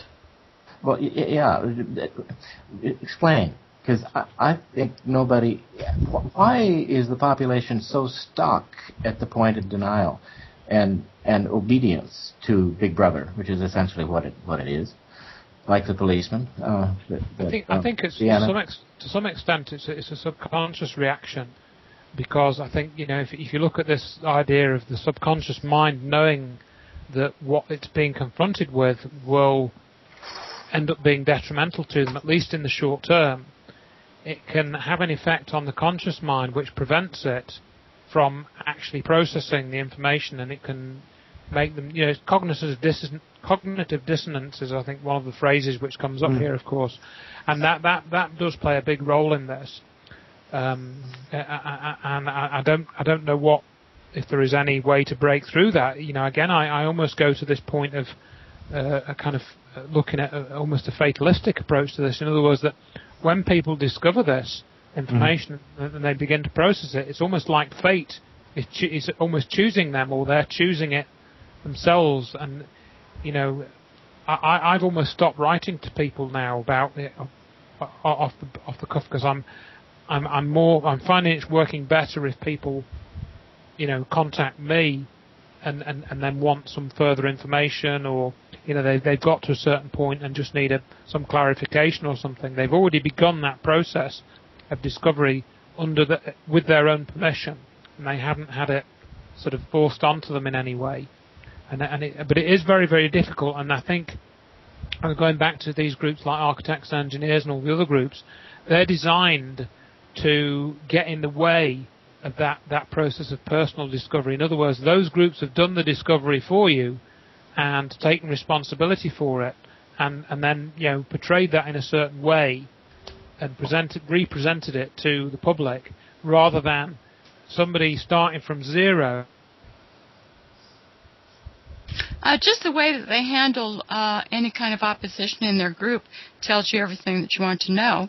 You mentioned before Richard Gage. If some architect in his group decided to ask questions, well, then that person would be thrown out of the group. And it's the same way when in that one film that this young boy, well, not a young boy, a young man, filmed up in Wisconsin.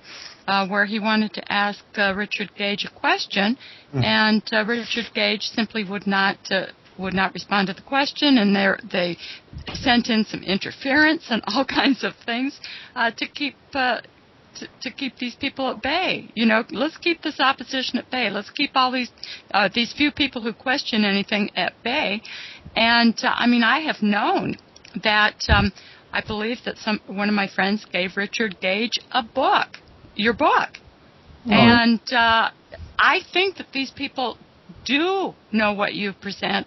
They do believe what you have presented, and it is their job to keep other people from getting access to your book by their activities and the presentations that they do. Well, one example of what Richard Gage says, there's also a video about Abe Rodriguez walking up to Gage afterwards and asking him why he was thrown out of the group, and then asked him about the seismic evidence, and Gage said he didn't know how to understand seismic evidence. But Gage is supposedly is claimed to fame as being an architect in San Francisco. Yes. He doesn't. That's an integrity issue there. Yes. As an architect. We kind of joke that it's almost as if they've got some kind of machine churning these things, churning these people out. It's like they've got some machine. They turn a handle and they pop out somebody like Richard Gage every couple of years. And they hand the baton off to somebody else. Yeah, because the other faces. Yeah, the other face has become compromised, so they have to get somebody new on the scene. So, but I'm still interested though, and just tell me if I'm wrong, if I'm trying to become a tail wagging a dog or anything of that sort. But we know very well that integrity has been set aside, truth's been set aside, lies have been made a commodity of daily life for the various groups, the Richard Gage group, the Fetzer group, the lawyers group, and the energy being used, or the amount of the amount of fuel that's being given to these groups is huge. Now, this implies, of course, that the truth about 9/11, and by that I mean the use of directed energy weaponry, wants to be. There are many people who want it very, very tightly covered up, and that can only be for one reason, can it not? And that is that you, as the power, makes the rules. Well, that truth, if it were disseminated, would unsettle, or it would just the power elite. I can't remember the verb that your email writer used, Andrew, but it would rock or unsettle or tip over. Overthrow, yeah, overthrow. Okay, good. Yeah, sorry, yeah. Now, so the power elite then is the one that is feeding and funding and paying off the so-called truth group, which is the liars group. Now, it must be because they know perfectly well that he's correct, that this information could overthrow the power elite. Would overthrow the power elite. Does anybody, is that aboutable? Is that a possible thing to discuss? I'm going to make a comment here that I know that they knew I would figure it out before I knew it, before I did figure it out, and they were on top of me. How's that? How do you mean? When I first met David Ray Griffin in 2005, I told him about my billiard ball thing on my webpage, and I gave him my faculty card. I was a faculty member in Department of Mechanical Engineering, and I told him my background in civil engineering, engineering mechanics, and materials engineering science, and so forth. And he got my card, and as he tucked it in his pocket, he said very dramatically, "This made my whole trip worth it." And he kind of looked like he was talking to himself. Oh, isn't that wonderful, I thought. And he was going to email me as soon as he got home. He never emailed me. Well, I'd asked him about, probably there are other people that come up to him and maybe he can help network us together because maybe there are other faculty members, safety in numbers. And I suggested that he and I start a group. Well, it turns out, had contacted Stephen Jones and Jim Fetzer to start Scholars for 9/11 Truth. They set up the trap. I walked right in the front door. Yeah. And similarly with that, I'll try and come back to Eric's original question, which I think was in a slightly different direction, but similarly, just recount my own experience, which I have before. But I've been posting stuff on the internet on a physics forum, which was supposedly populated by at least a few knowledgeable people. And that thread that I started, it ran for about 18 months. It was a long thread of stuff about 9/11 and the destruction of the towers. And I got an email from Stephen E. Jones inviting me to join the scholars group. I'd seen him on YouTube or whatever it was. I don't think YouTube was going then, but I'd seen him on the Tucker Carlson thing somehow on the internet. And so why did he specifically target me and invite me into this scholars group? To me, it's quite reminiscent of what Dr. Wood described. So it would appear that they were actively collecting information, in 2005 about the people that were trying to troublemakers. Right. The troublemakers, whatever. So again, that you explain that to people, and they just say, "Oh, that's just ridiculous. You're just paranoid," and they don't realise why this is being done. It's because this is the biggest secret. It is the secret was unveiled in broad daylight. It wasn't quite the same as the Kennedy assassination, for example, because what the Kennedy assassination wasn't as big a spectacle, and there weren't as many people with cameras around, and there weren't as many people with recording equipment, and it wasn't on the same scale. But that was almost like a publicity test run for 9/11. And then if you go to the Oklahoma City bombing as well, and there's some evidence that also used some type of energy weapon, because there are similar fingerprints in that event too. That was similarly a big public event, and it's almost like you can see them building up to something like 9/11. And so it's important that they keep this covered up because of the energy issue, which all of Western society runs on energy, and the energy mechanisms are used as control mechanisms for society, and this whole issue of scarcity. I wrote an article called "A World of Abundance" or "A World of Scarcity." That is to do with this technology. If used benevolently, this technology would mean a world of plenty, not a world of scarcity. And then I've mentioned, other areas in the past, looking at the work of Royal Raymond Rife, for example, and how he was using energy technology to heal people and to destroy cancer cells and so on. Yes. That all ties into it as well, you see. And then, obviously, with Dr. Wood's discovery of Hurricane Erin in 2008, that's the other big one that they're now using to control people. In fact, if you go and look at Australia and how they're trying to introduce this carbon tax there now, and how they apparently, I'm not sure if this is true, but according to some of the fear-mongering, fear porn, as we call it, websites, they're now starting to try and arrest people, or maybe I've used too strong a term, who are criticising the carbon tax laws. Now, of course, the carbon tax idea is all based on this idea of global warming, but once you see Hurricane Erin, trotting up to a chalk line on 9/11, you're thinking, hang on a minute, that means that somebody's able to manipulate these storm systems somehow.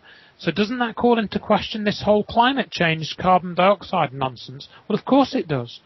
So we have a number of very fundamental focal points which combine in what's in Dr. Judy Wood's book and on the website and in the videos and so on.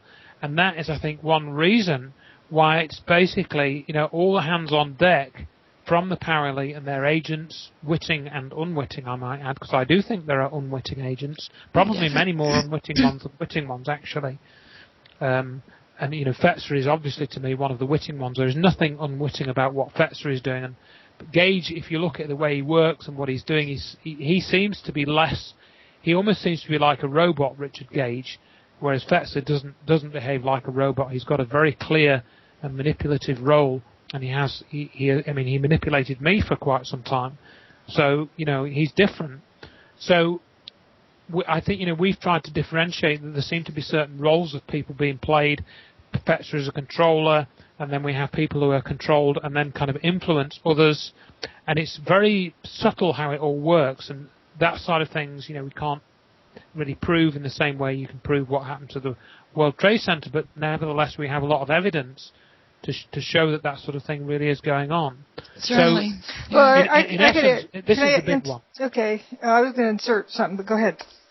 I was just that was it basically. This is the big one. Dr. Judy Wood, what she's got on the table, it's the big one. It is the big one of, the last 4,000 years of history. It's the big one.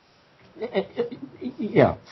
And so let me add on, so get it on the record too.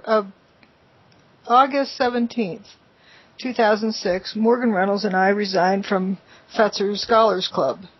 It became apparent what Fetzer was up to. He's trying to get, shut me down. So we quit his group, and heck, we were free. Now we could really start doing some damage. And after I presented the talk at the end of end of October in Seattle, I surprised everybody. I presented this new series that I had posted. Fetzer immediately had to reel me back in, and then he started having, I was not a member of the Scholars Group, but he had to put on this skit of fighting with Jones to make it look like it was my fault that he was fighting with Jones, but I wasn't a member of his club then. So, I have nothing to do with their quote, fake breakup. And it was indeed a distraction that kept people from looking at the work I had posted. It was very successful at that. Interesting. Then you have veterans today, and I'm thinking, wow, that this is probably another propaganda operation, and now we have Fetzer in there. Oh, all of I the find very interesting. Yeah, Barrett's in there. All of the usual suspects. And U.S. Senator Bob Kerrey admitted that 9/11 was a 30-year conspiracy. And he admitted this when in a public area. Which Kerry? Bob Kerrey. It's Kerrey. Yeah, the new school Kerry, the Nebraska Kerry. I believe so. Yeah, he's yeah, okay. I'm not going to talk about him. But, I don't know enough to do it, but I have the desire to. But so. Well, there's no denying that this wasn't planned overnight. Oh no, absolutely. I'm not saying who planned it though. Well, no, but Andrew says, and I concur, that you have written about and proven something that has to do with the big one, which is the biggest scientific matter and scientific political matter in 4,000 years. Exactly. Now, that, in a nutshell, tells us why so much money and energy and organization is being put into keeping it a secret. There's an irony. The irony is that it's not a secret. It was demonstrated before the eyes of the entire world on 9/11. So I have one question that's really naive, and then one question that's, I don't know. But the naive one is, I think I know the answer, but I'd like to ask it as a naive question anyhow. If it's so important to keep free energy technology secret, why was it demonstrated before the eyes of all the world? First question. Second question, may there be strength gained by simply talking far more openly and more constantly in our possible places of talking about free energy, so that people know what's at stake? Yes, because I think that would be a very valuable thing to do. I'm not sure, because people are also trained to have the psychological reaction to that, too. Free energy equals wackos. Yes. Oh, that's part of the cover-up, of course. Yeah, it works. Just like claiming that John Hutchison is a fraud who hasn't been proved, whatever. Well, is Tesla a fraud? John Hutchison's only reproducing Tesla's work. Yeah. I mean, if I might add into that whenever you talk about free energy, if it's to people who've heard of things like Tesla, they may have some curiosity, but again, people have been trained to respond with phrases like, oh, there's no such thing as a perpetual motion machine, when you may not have even used that phrase anyway. Yes. So you are up against things like that, but I think, again, branching out from that just slightly, I found that people have found my website. For example, I have a range of topics on there And they haven't initially come onto my website because of 9/11. They've come on because of some other interest. And that's how they find out that, they know like some people, for example, are totally convinced, and have always been convinced, just from when they saw that the moon landing didn't happen as we were shown. I know a couple of people who never believed it. The moment it was shown on TV, they didn't believe it was real. And then a couple of people, I could probably mention, have found my website and written to me, and then they've discovered about 9/11. So again, it's been open to, the idea that what you're being shown or told in conventional terms is not true. That I don't think you can foster that in anybody. It seems to be almost inbuilt. It's not something you can necessarily invoke in people that often, if at all. In fact, I would argue. And then, basically, why did the other question was why did they present free energy in that form in public? Well, I think because they thought they could get away with it. They didn't really think that anyone would realise what Dr. Wood has realised. And guess what? They were almost right, because how many people in 11 years have realised it? It was 2006 or 7 before I realised it, and I was actively looking at it for 2 or 3 years before that with quite a lot of focused attention. So they were pretty confident that they could get away with using the free energy technology, and they were damn well right, weren't they? Sure, because then they told you what you saw, and despite what you saw with your own eyes, they told you what to think about what you saw. And they had gotten away with it so many other times, such as with the Kennedy assassination. You didn't see what you saw this. Yes, but on the other hand, why then was there the necessity for such a massive cover-up apparatus to be put into place and to have been in place even before the event? Because somebody's going to ask questions. Yes. Well, yeah. And you need to contain those people, because somebody like me might come along.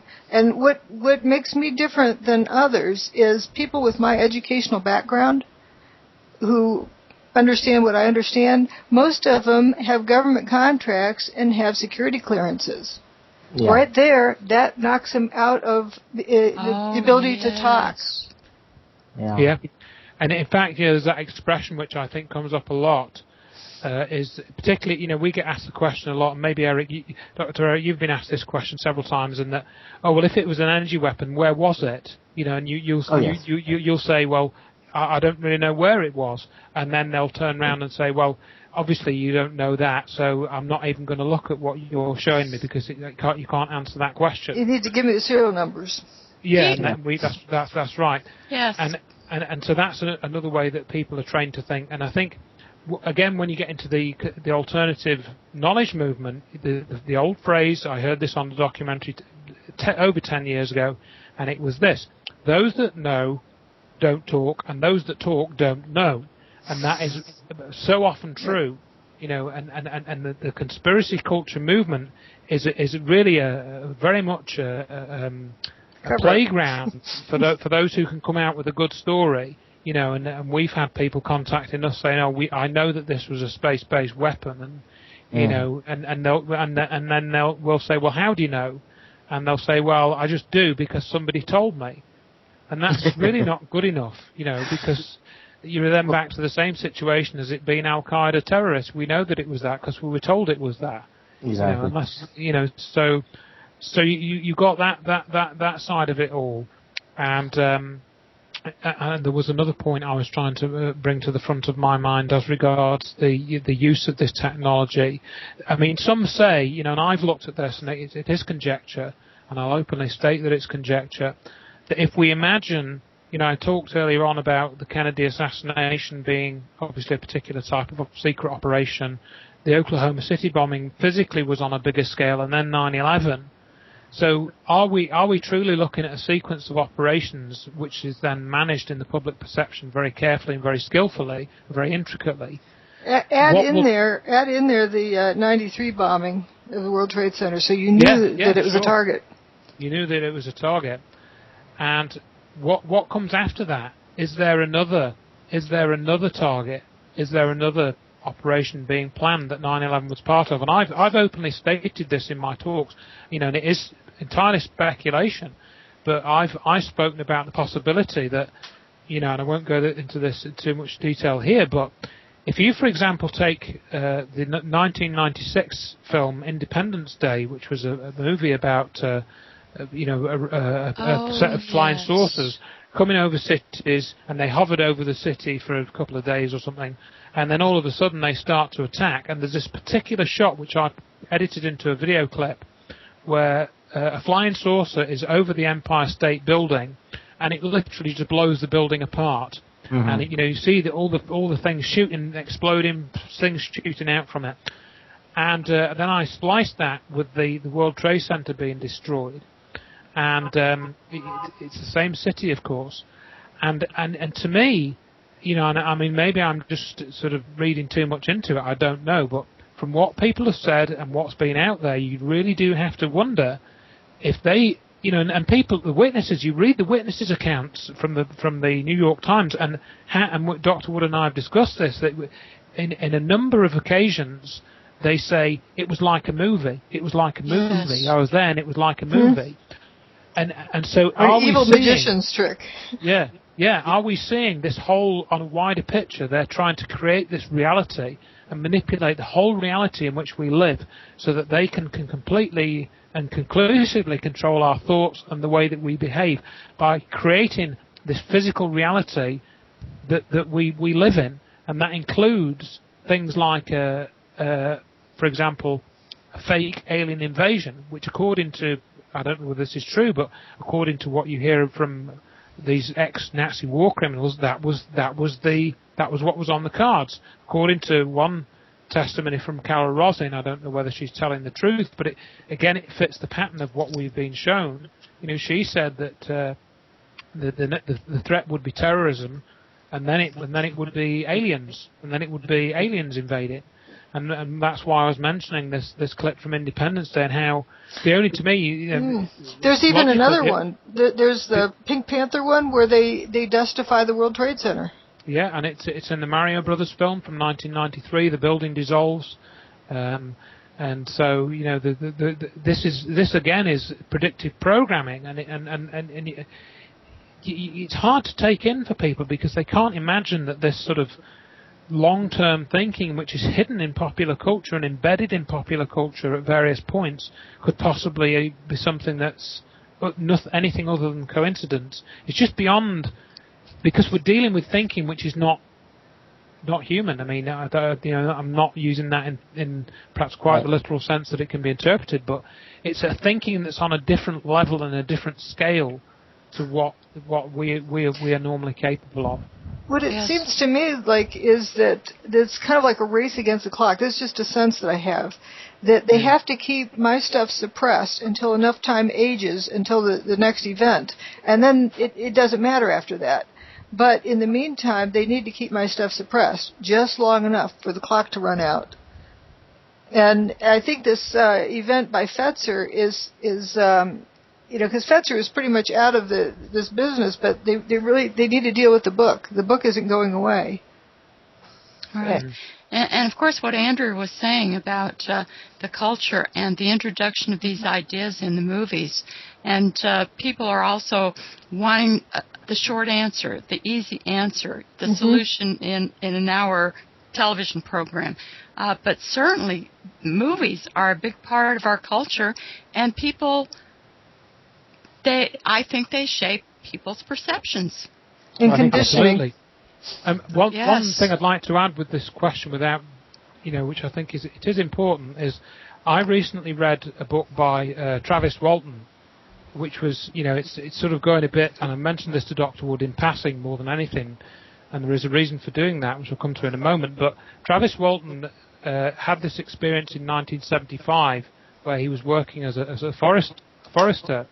And he and 5 of his friends literally saw a flying saucer when they were finished their work in the forest. It was November the 5th, 1975. Travis gets out of the truck and runs towards this flying saucer, which is literally about 50 feet off the ground. It's very close range. and a beam comes out of the craft, hits him, and he crashes to the ground. His friends think he's dead. They drive off in a blind panic, and then they, about half a mile down the bumpy track, they stop and they think, oh my God, our friend's being killed. We better go back for him. And they go back, and he's not there. And the police are called out, and there's a search, and they can't find him. And the Travis is gone for 5 days, and during this time there's been a police investigation and so on. And you can read about this story. It was actually made into a Hollywood movie as well. And even though I'm interested in the UFO stuff, not a lot of people in the UFO community talk about this story. And why I bring it up is I recently got, because his book went out of print, but he's recently republished it in an updated edition in the last 18 months. And I read his book, which tells that account, and the account of what happened to him, it's an extraordinary story, it really is. But the account is only perhaps, 30 pages, 50 pages long, something like that, of his experience, and it really is an extraordinary experience. And the rest of the book, the other 200 pages or so, or even longer, is, guess what? It's all about dealing with the debunkers. Oh my goodness.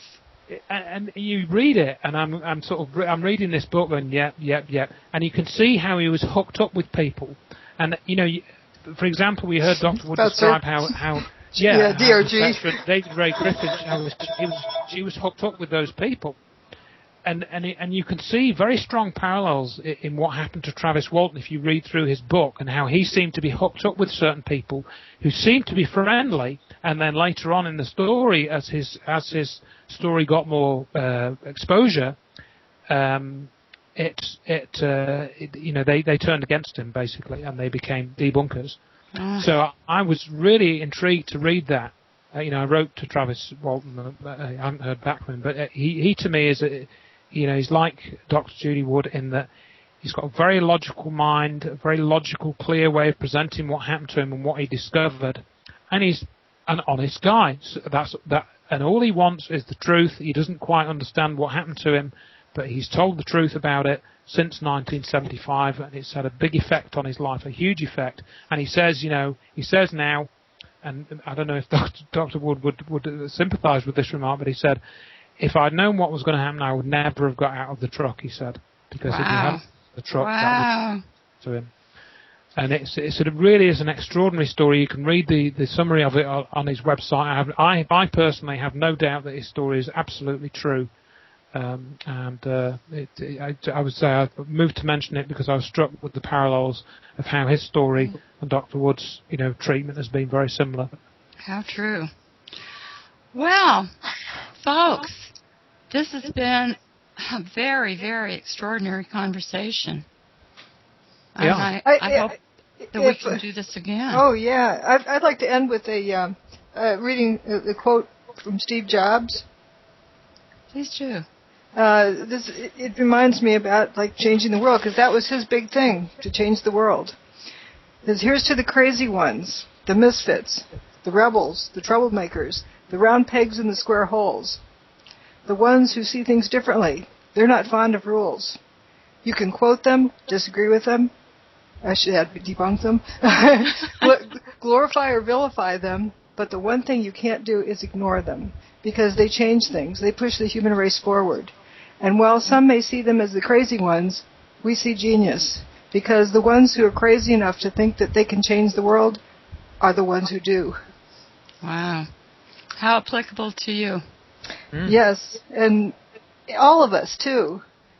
If you give up, you don't go anywhere. But imagine, we need to change the world. Let's change the world.